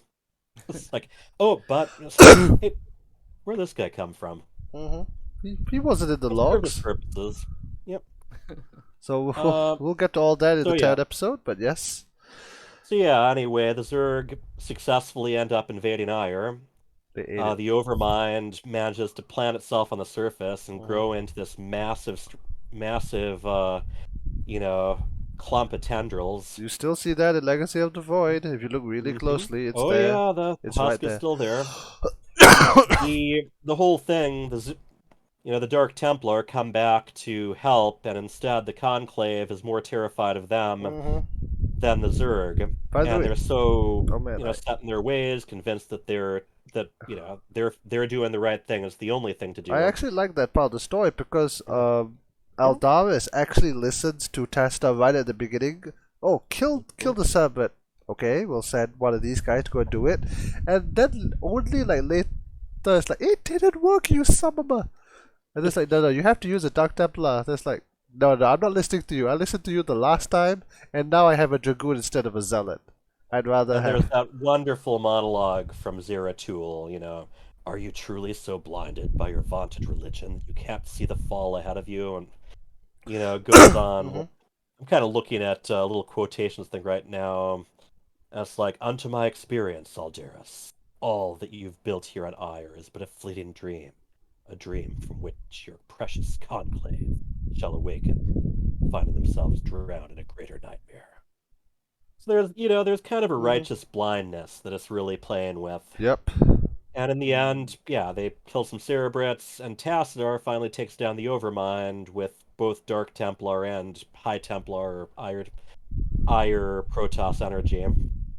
And they still And lose yeah. the game, which kind of describes PvZ for you, especially nowadays. Yeah. Well, everything's in ruin afterwards. It's a Mm. win, but a pretty bittersweet one. Yeah, the Protoss They've stopped the Overmind, they've lost their planet, they it's have to evacuate. it's an interesting The thing because the Protoss, like, you win the campaign and you still lose the war. It's like you don't have a Protoss champion, a victory truly.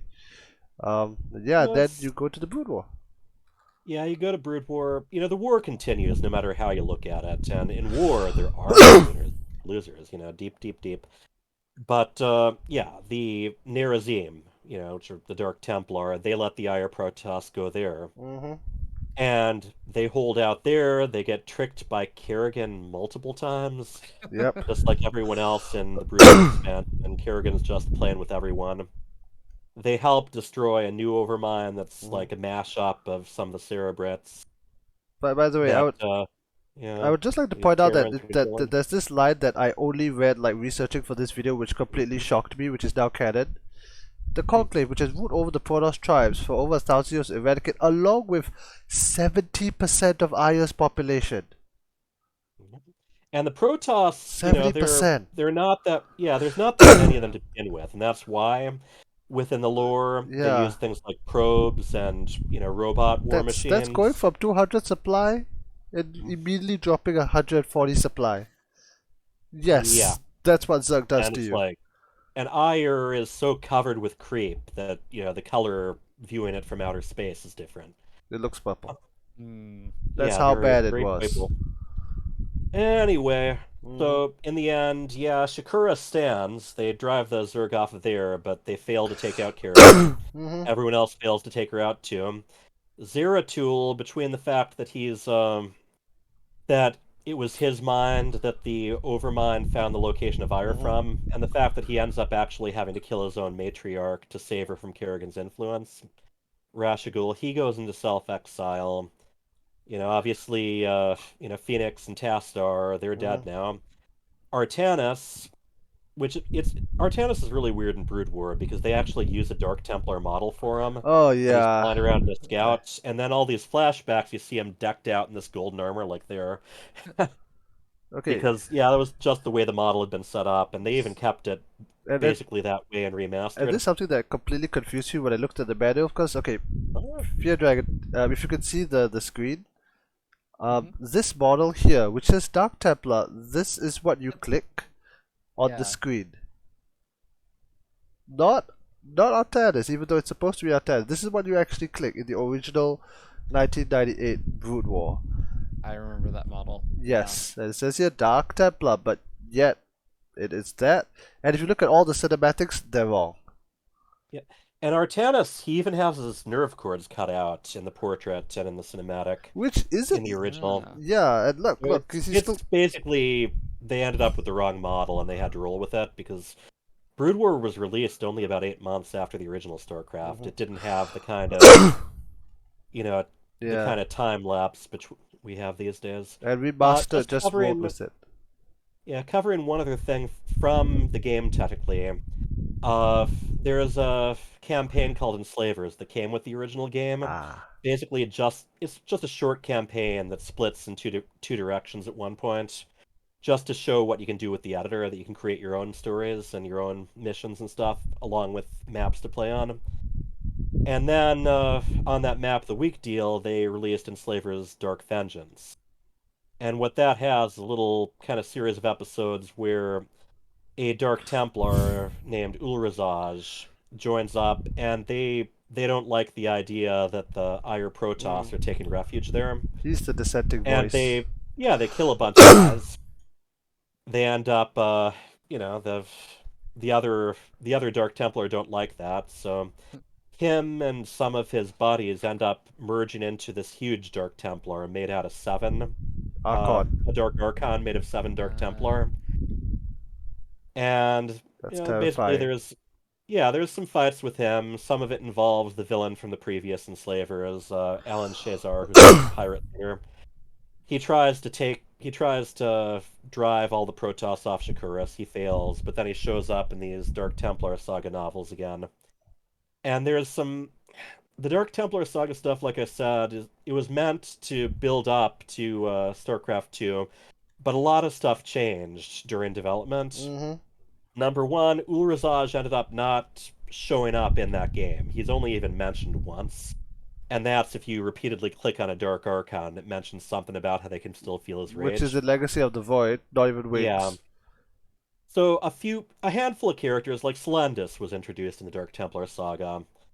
She's a big part of the campaigns. A couple other characters who are Protoss just show up. There's a one of my future. most favorite times in lore is like reading towards the end. Okay, I don't want to spoil it. I'll let you guys have your fun. Mm-hmm. It gives a description of a unit, and then you think about it, then you realize what that unit is because it's a StarCraft 2 exclusive unit. It's never named. It's only described as being in the fight. They tease a couple of Tyranneer yes. units. Yeah, they the third Dark Templar book was a little bit closer to when they'd finalized the script and the game design. Yeah, but again, it's like the first reveal of new units. But yes, go on. Oh yes, and that was a lot. The frontline mangas, those books were very much about, hey, check this out. Got this thing called a Thor that's actually not supposed to show up in the campaign until someone invents it, but hey. So same kind of problems there, and the biggest confusion thing is Ulrazaj ends up on Ire. He ends up basically gathering, manipulating all these Protoss who were left behind when it was evacuated. And they call themselves the Tal'Darim, the Forged. This is going off a very early outline of StarCraft 2. So it's a title that they gave themselves. I got so excited as somebody who had played Legacy of the Void and this reading saying, Alarex people are here. It's like, wait, what the hell is this? What's going on? Yeah, who are these guys and why are they addicted to drugs? Because these guys end up giving them this basically liquid called Sundrop. Sundrop, yeah. So that's helping keeping them addicted and getting them to do it. So Ulrazaj is creating these creatures who kind of seem like they were supposed to be hybrid originally, and it kind of seems like originally he was supposed to be taking orders from Amon, but that all got... No, he was creating someone else, and he was serving something else, but they have some clashes with them, and all this time I mentioned there's this preserver stuck in this human's head, and he is trying to deliver a prophecy. They end up in this huge battle. The mind of the preserver and Ulrazaj get trapped together in the crystal. So that's the big, so kind of leaving him available if they ever do want to break him out. And I guess the other big thing is the whole prophecy was a bit more insight into the Xel'Naga. And also that Zeratul kind of broke out of his depression and started trying to find more information. So it set up some of that stuff still. Some of it still stands. But the big prophecy was that 2 of the Xel'Naga's creations are basically supposed to show up together and become the new Xel'Naga. It'll take another 10 years to reach that point. Yeah, and these servants of, various servants of darkness were trying to keep anyone from finding that out. So that's kind of what builds up to it. Meanwhile, on Shakuras, Artanis is this reluctant leader. He's the only guy that anyone on both sides can agree on. Oh, the Judicators are mostly dead. The Conclave is dead. Oh yeah, they're long gone. Yes. But you still have military leaders from both the Nerazim and the Ire Protoss. And Artanis is basically a war hero too. Exactly. He helped defend that planet from the Zerg, so he's earned everyone's respect. The Dark Templar like him too. That's what I mean, yeah. He he showed that he was willing to put his life on the line to protect them. And he's trying to figure out how to keep the Nerazim and the Ire Protoss from gradually spinning out of control and all killing each other. And, he takes, he realizes the big thing that they all still love, and that's their home planet. Starts joining them together, getting the Golden Armada up. In StarCraft 2, the Void Ray is one of the big things that they both work together to invent as a ship. But yeah, I look at it as the whole, breakfast at Tiffany's philosophy. It's like, and I said, well, that's one thing we got, So they got something in common. They and very that's much really, do. that's where things get left. You don't really get to see that pick up until Legacy of the Void. Yep. We'll get to a lot of that stuff, the in-between, the Legacy of the Void stuff in the future episode, because we are running out of time. Yeah, and the other thing we wanted to hit on was just kind of society and Yes. biology and the caste system and that stuff, right? Yes. All right. Alright, so moving on to society. Before I do, just one quick point. I discussed this long and hard in the Starcraft Lore Discord server. It's entirely possible that Ulajad's Tal'Darim was just because he picked the same name. That happens. Well, and because, at least in some ways, he was serving the same purpose, too. Okay, so... Trying to keep the news saga from ascending. So in the notes, we have this point about biology, but we kind of talked about actually a lot of that, thanks to FearDragon. Thank you. The one interesting point is that they use emergency warp crystals to save critically injured soldiers to repair with prosthetics or in place of a Dragoon exoskeleton, which would later become the Immortal. So Dragoons are crippled Protoss warriors. It's like, okay, well, we'll give you 4 legs. Now head back out there. But they're well aware of the fact that there aren't a lot of Protoss left. By the So way, there's- that's actually a reason why the Dragoons were kind of phased out and replaced with Immortals in StarCraft 2, as per that fits into the lore. And they have these robot harvesters, the probes, robot transports in the form of shuttles and warp prisms, robot fighters like the Disruptor, Colossus, Reaver. And It's all about the fact they really don't have a lot. And with Dark Templar, Archons or Dark Archons, Yeah. they are sacrificing. They're sacrificing their people, 2 of them each, the best of the best for too. those. And so that's what they're only supposed to be made in really dire situations. Actually, FearDragon, actually, I just realized, the thing that replaces the Dragoon in StarCraft 2 is the Stalker. That's a Nerazim unit. That's of the Dark Templar faction. So you have this flux of that. Anyway, we'll get to that. You're different I was because actually there gonna isn't ask actually a about body in there. Yeah, I was gonna ask actually about like the Stalker, because I think that's actually a big confusion point a lot of people have, and I know that you guys are planning to have an entire other episode on like actual Protoss units and everything, but like when you were mentioning the kind of combination of both the Nerazim and sort of like the Ire Protoss and everything, like I was kind of wondering if the Stalker was one of those things, because it's like kind of Nerazim, but also like it's almost kind of like a Dragoon, but without being like critically injured. Similar ideas, but it's not actually. There isn't an injured Dark Templar in there. It's actually like basically the essence, the spirit of a Dark Templar transferred into a machine. And they even put the little mask thing on, which never even made sense on the Dark Templar themselves because there isn't a nose or mouth to hide. But so this has been a confusion point for me. Like, is it actually like a Dark Templar operating it, or is it that they're literally fused in, like that is now their body? It is their body from then on. Okay. And it's permanent. Interesting. Oh yeah. No going back. But whereas the Stalker is going to be hanging around, like an Archon or Dark Archon, those gradually burn out. You got Blink. So you don't get to see that during the game, but they only they're very limited. They burn hot and short. Void cinematic, right? Yeah. That kind of cool. My stock, even my stalkers live longer than my Archons, because Archons, okay, you make them, okay, let's go. Stalkers, you blink micro and you're good to go. My Archons get stuck in my base because my wall didn't have a big enough opening, so I don't have to worry about them dying. So they survive longer. Yeah. Those guys. On the topic of the like preserving them. All of the animations and stuff, like this is also just confirming the whole like whenever you see like a zealot dying animation, all that stuff, like the zealots are being basically saved. But is the same thing true then of like when a dragoon dies, that's actually a Protoss dying then, right? Yeah, and the Immortal too. zealots.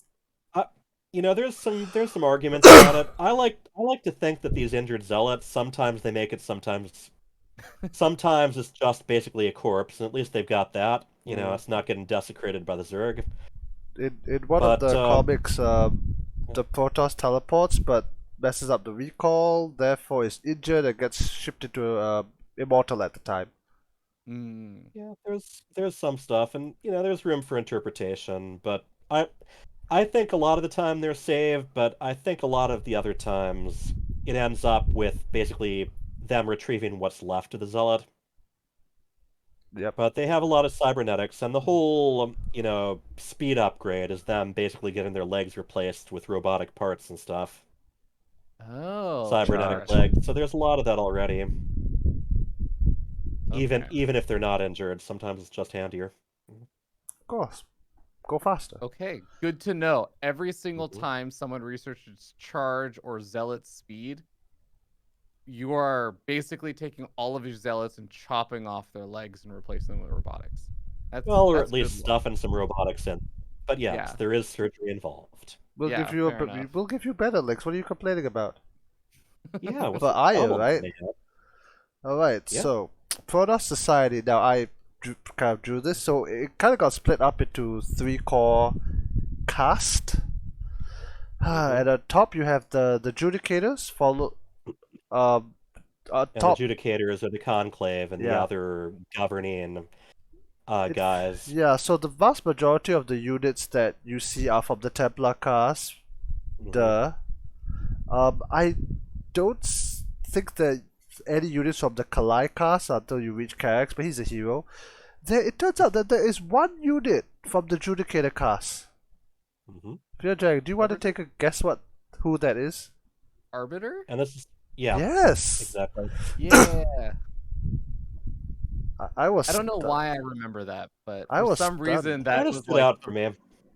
Huh? Yeah.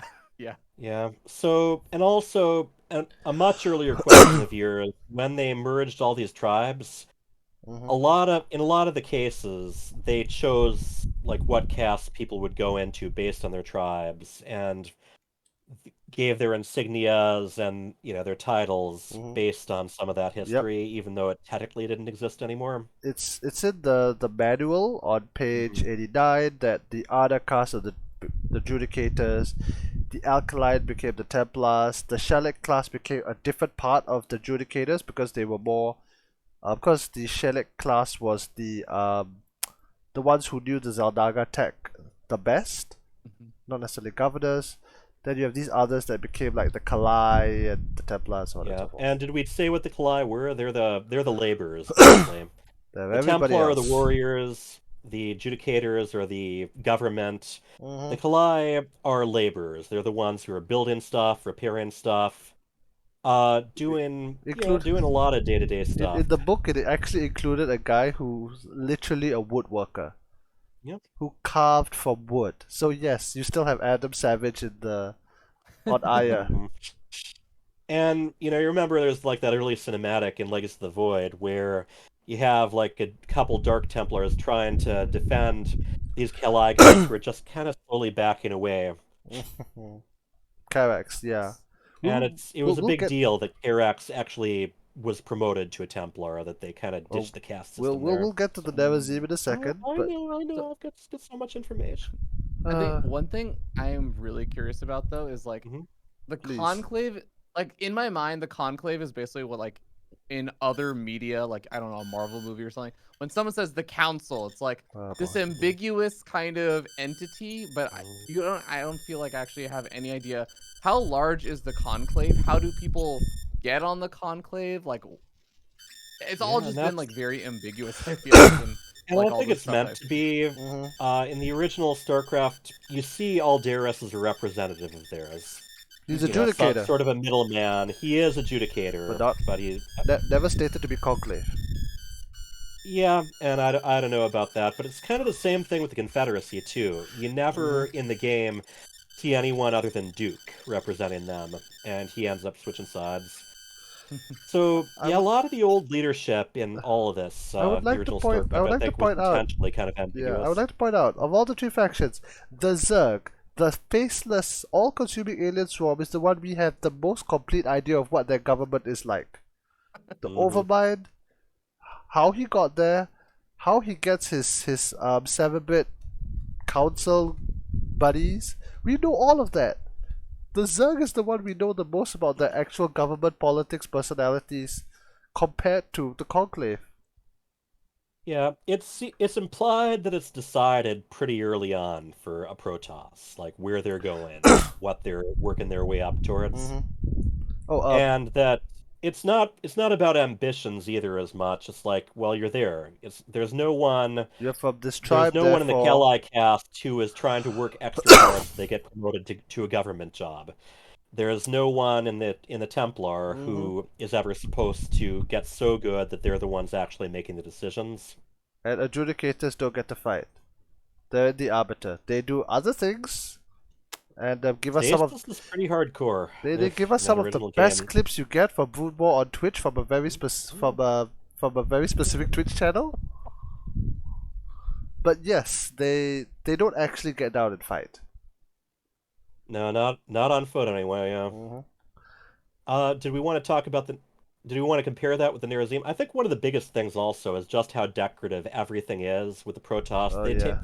with the Ire Protoss, they take that firstborn title very seriously. Everything is not only functional but really shiny and elegant curves, and Yellow, these gold. Kadaran crystals that not only power things but also are pretty snazzy, Mm-hmm. pretty shiny.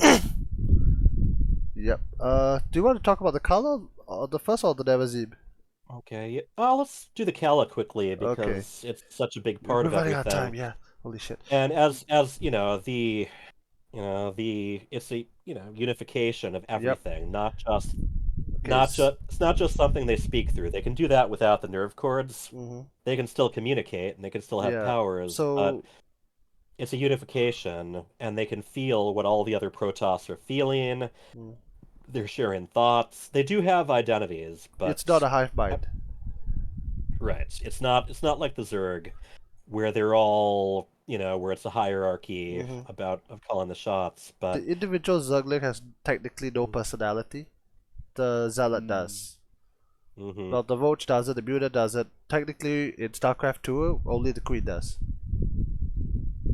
well, it's Yep. high, yeah, it's higher up and there's more decisions made by design. Let's see. But and they don't question that. They don't look at anything else. And the Kella on top of that connection, it's also a series of rules. It's saying, we have to be the stewards of these lesser the path races. of ascension. Yeah, we have to follow all these laws to the tooth, or else everything's gonna fall apart. Strife's gonna happen again. And even go ahead. No, something interesting I picked up from one of the books is that there's actually a conversation where the Conclave tells the Templar, well, Adu to be precise. Okay, we have this information. How do you want us to share it to you? Do you want a do you want us to share the feeling, or do you want me to just tell it to you? And Adun says, leave out the emotion, just tell me the facts. So they have two hmm different modes of communication that they can pick and choose what they want to do. levels I found that levels really of cool. Hmm. communication.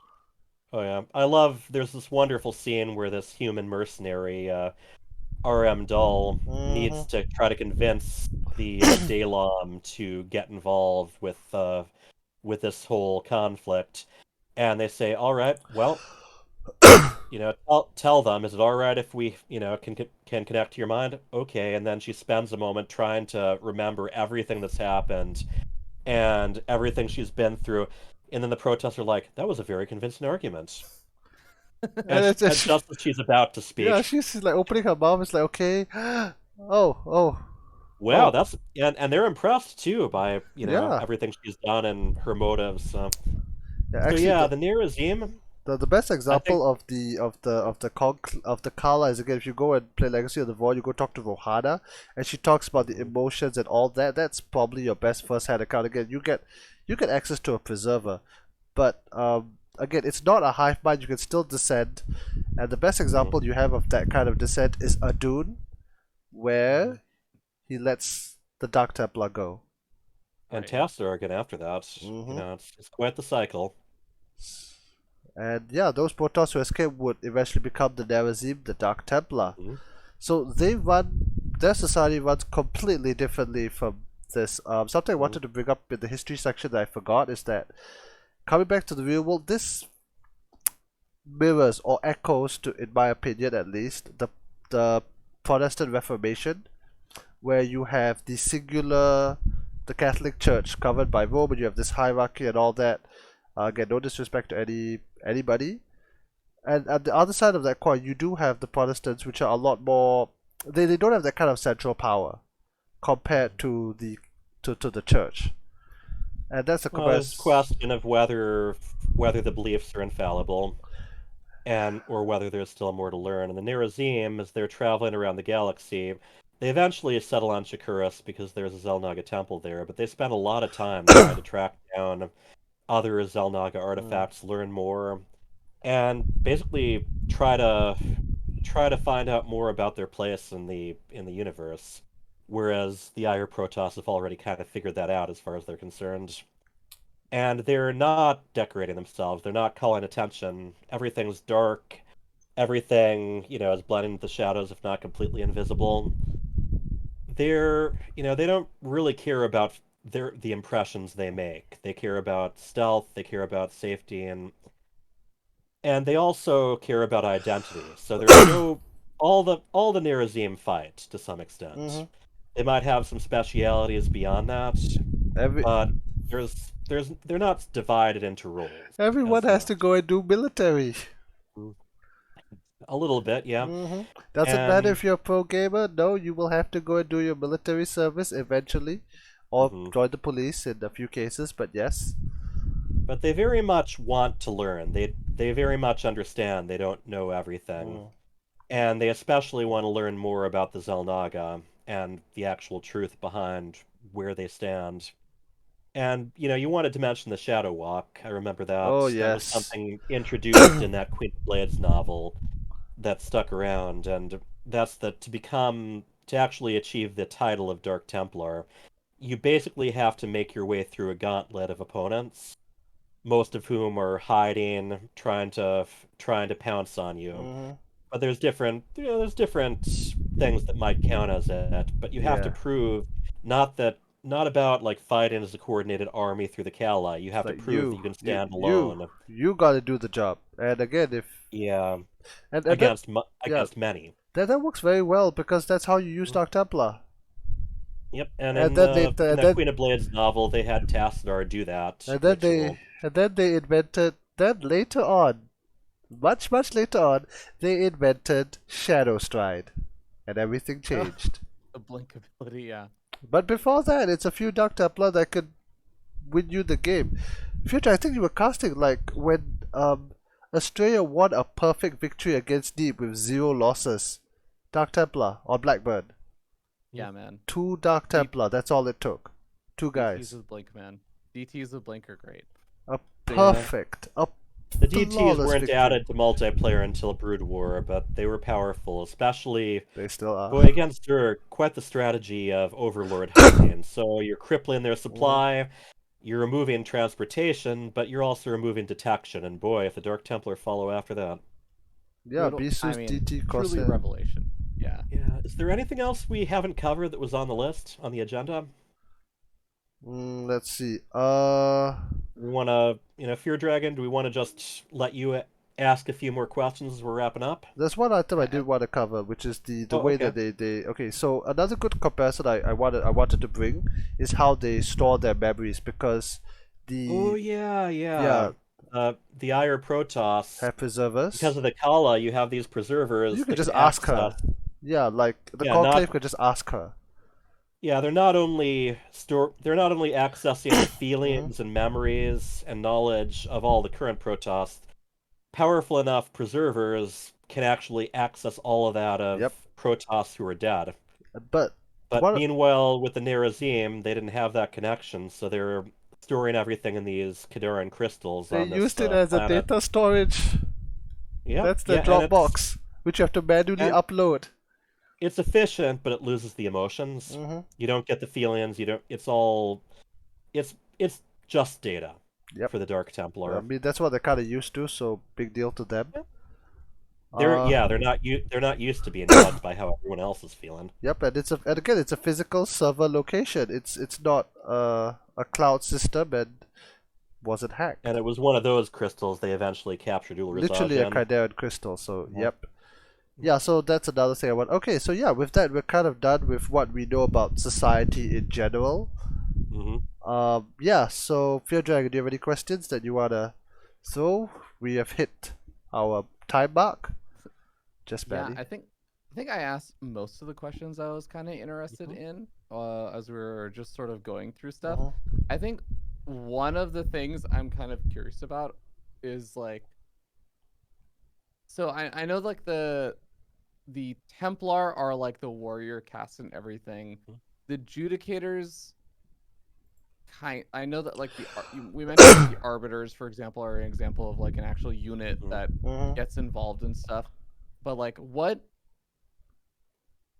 like, so if they're like the governing body and stuff, in kind of like this is getting a little bit further past maybe the scope of what we were going to talk about, but We can take a in question. like StarCraft 2 Legacy of the Void, when they kind of like do this good merging and like, yeah, Nerazim, come back, we're all good again.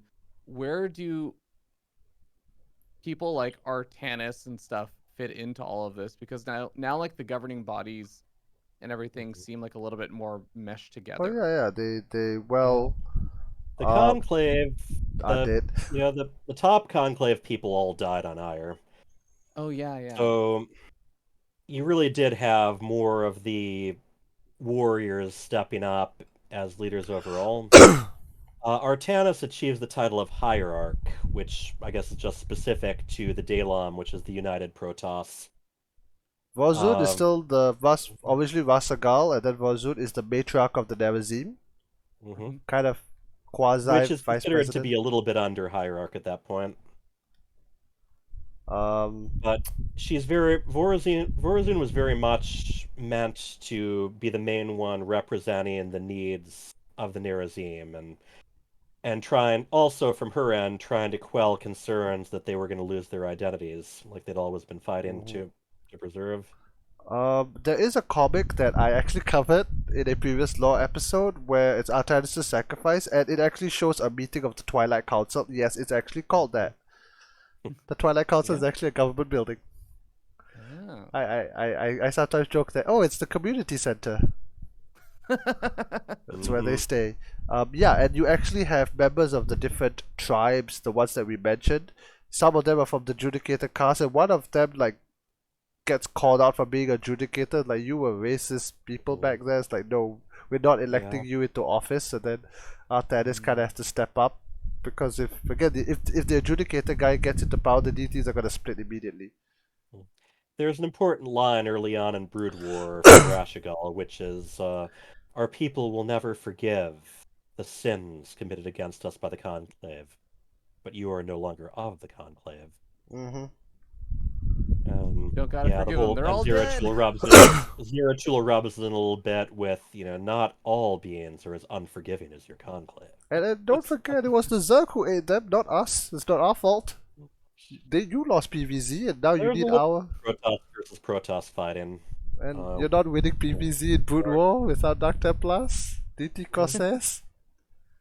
So, yeah. Okay. As a final point, FearDragon, what you actually said was actually really, really good, because a lot of the best stories and storylines in going into Legacy of the Void, StarCraft 2, is about the Ire Protoss finding a new identity among them, because imagine you've been living your life under some sort of social contract system, whatever you want to call it, and basically in the span of a blink of an eye, especially for Protoss perspective, that's gone, and suddenly you have your long lost cousin, and you need to crash on their couch.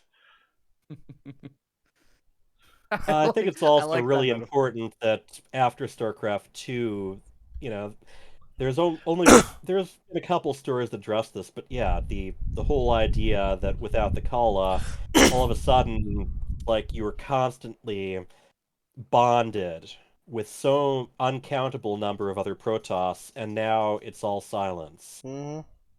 You And don't, it's like you gotta learn how to emote. mhm. It's and like, and while you're doing that, your Dark Templar host is looking at you strange because he's wondering what's going on. yeah. Because he or she has just lived this life his entire time. It's like, what's wrong with you now?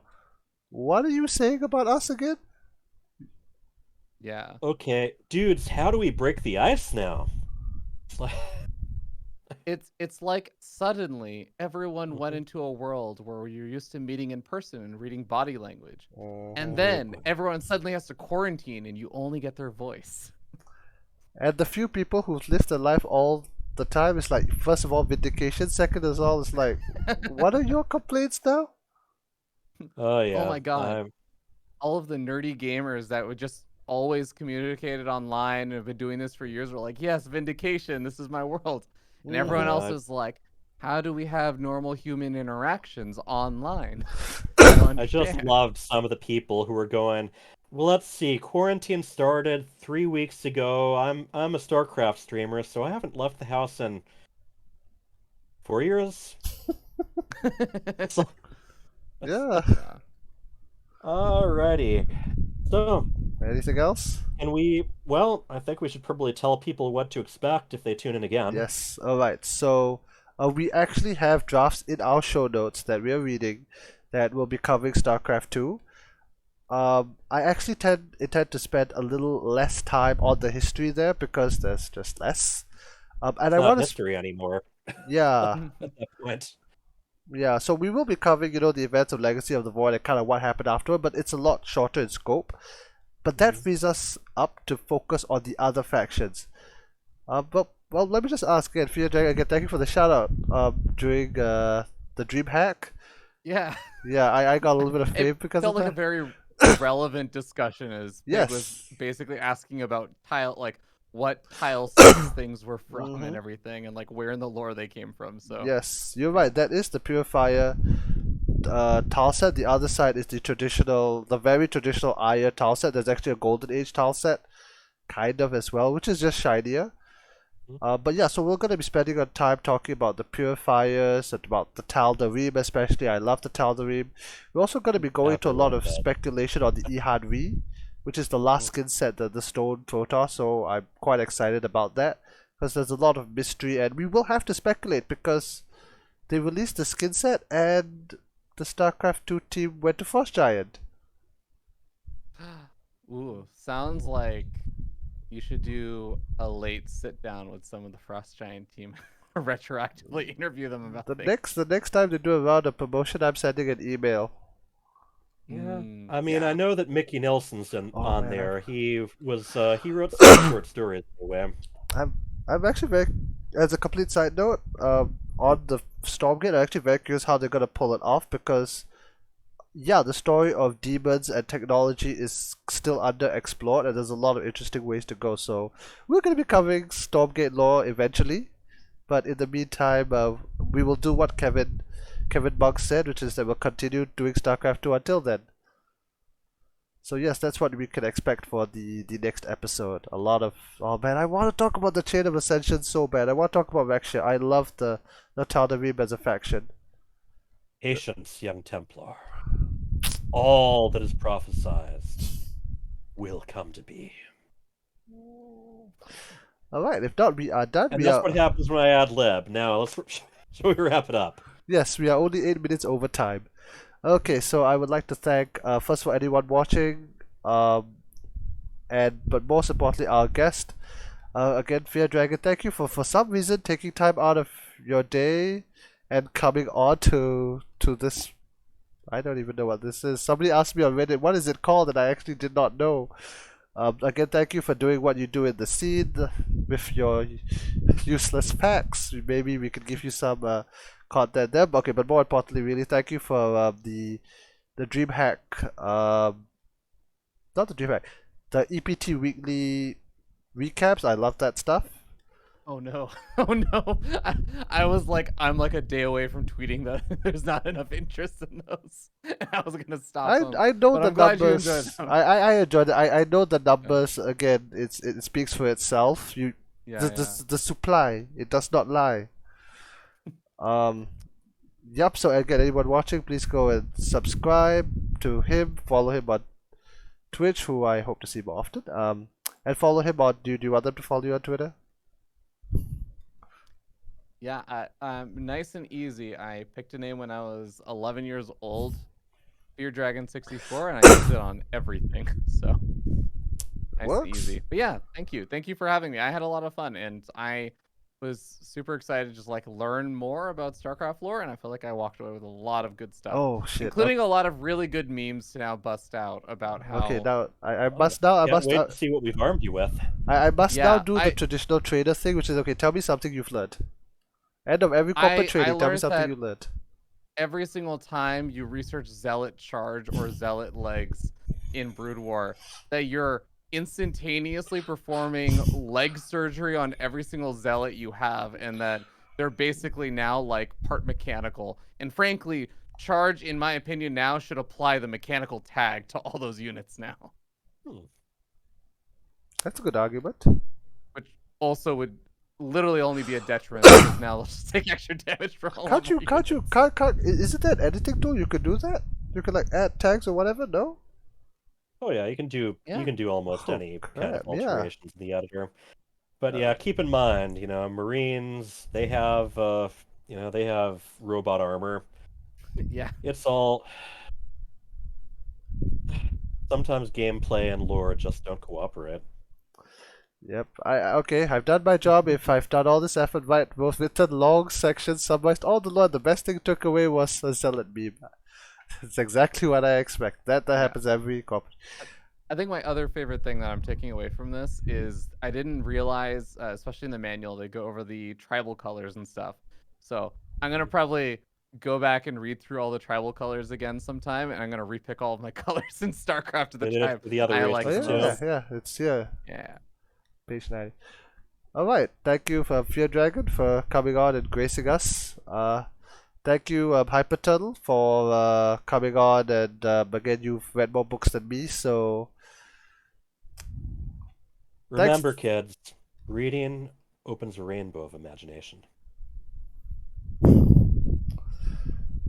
yes, it does. And again, if you like him, go and follow him on Minnesota Barcraft. He's doing a lot of things for the sim. Hopefully, you get the thing running for DreamHack Atlanta. Singapore Yep, doesn't get fingers much stuff. Yep, if Go not, Barcraft. you go Barcraft. Of course, as for me, I am on Twitter as well at Red Gunner Guy, where I do tweet updates of stuff. My other links, if you're on Twitch, will be there. All of these links, including the guides itself, will be down in the description. If you like this episode, do like and subscribe. If not for me, for the Zealot. Wog! And we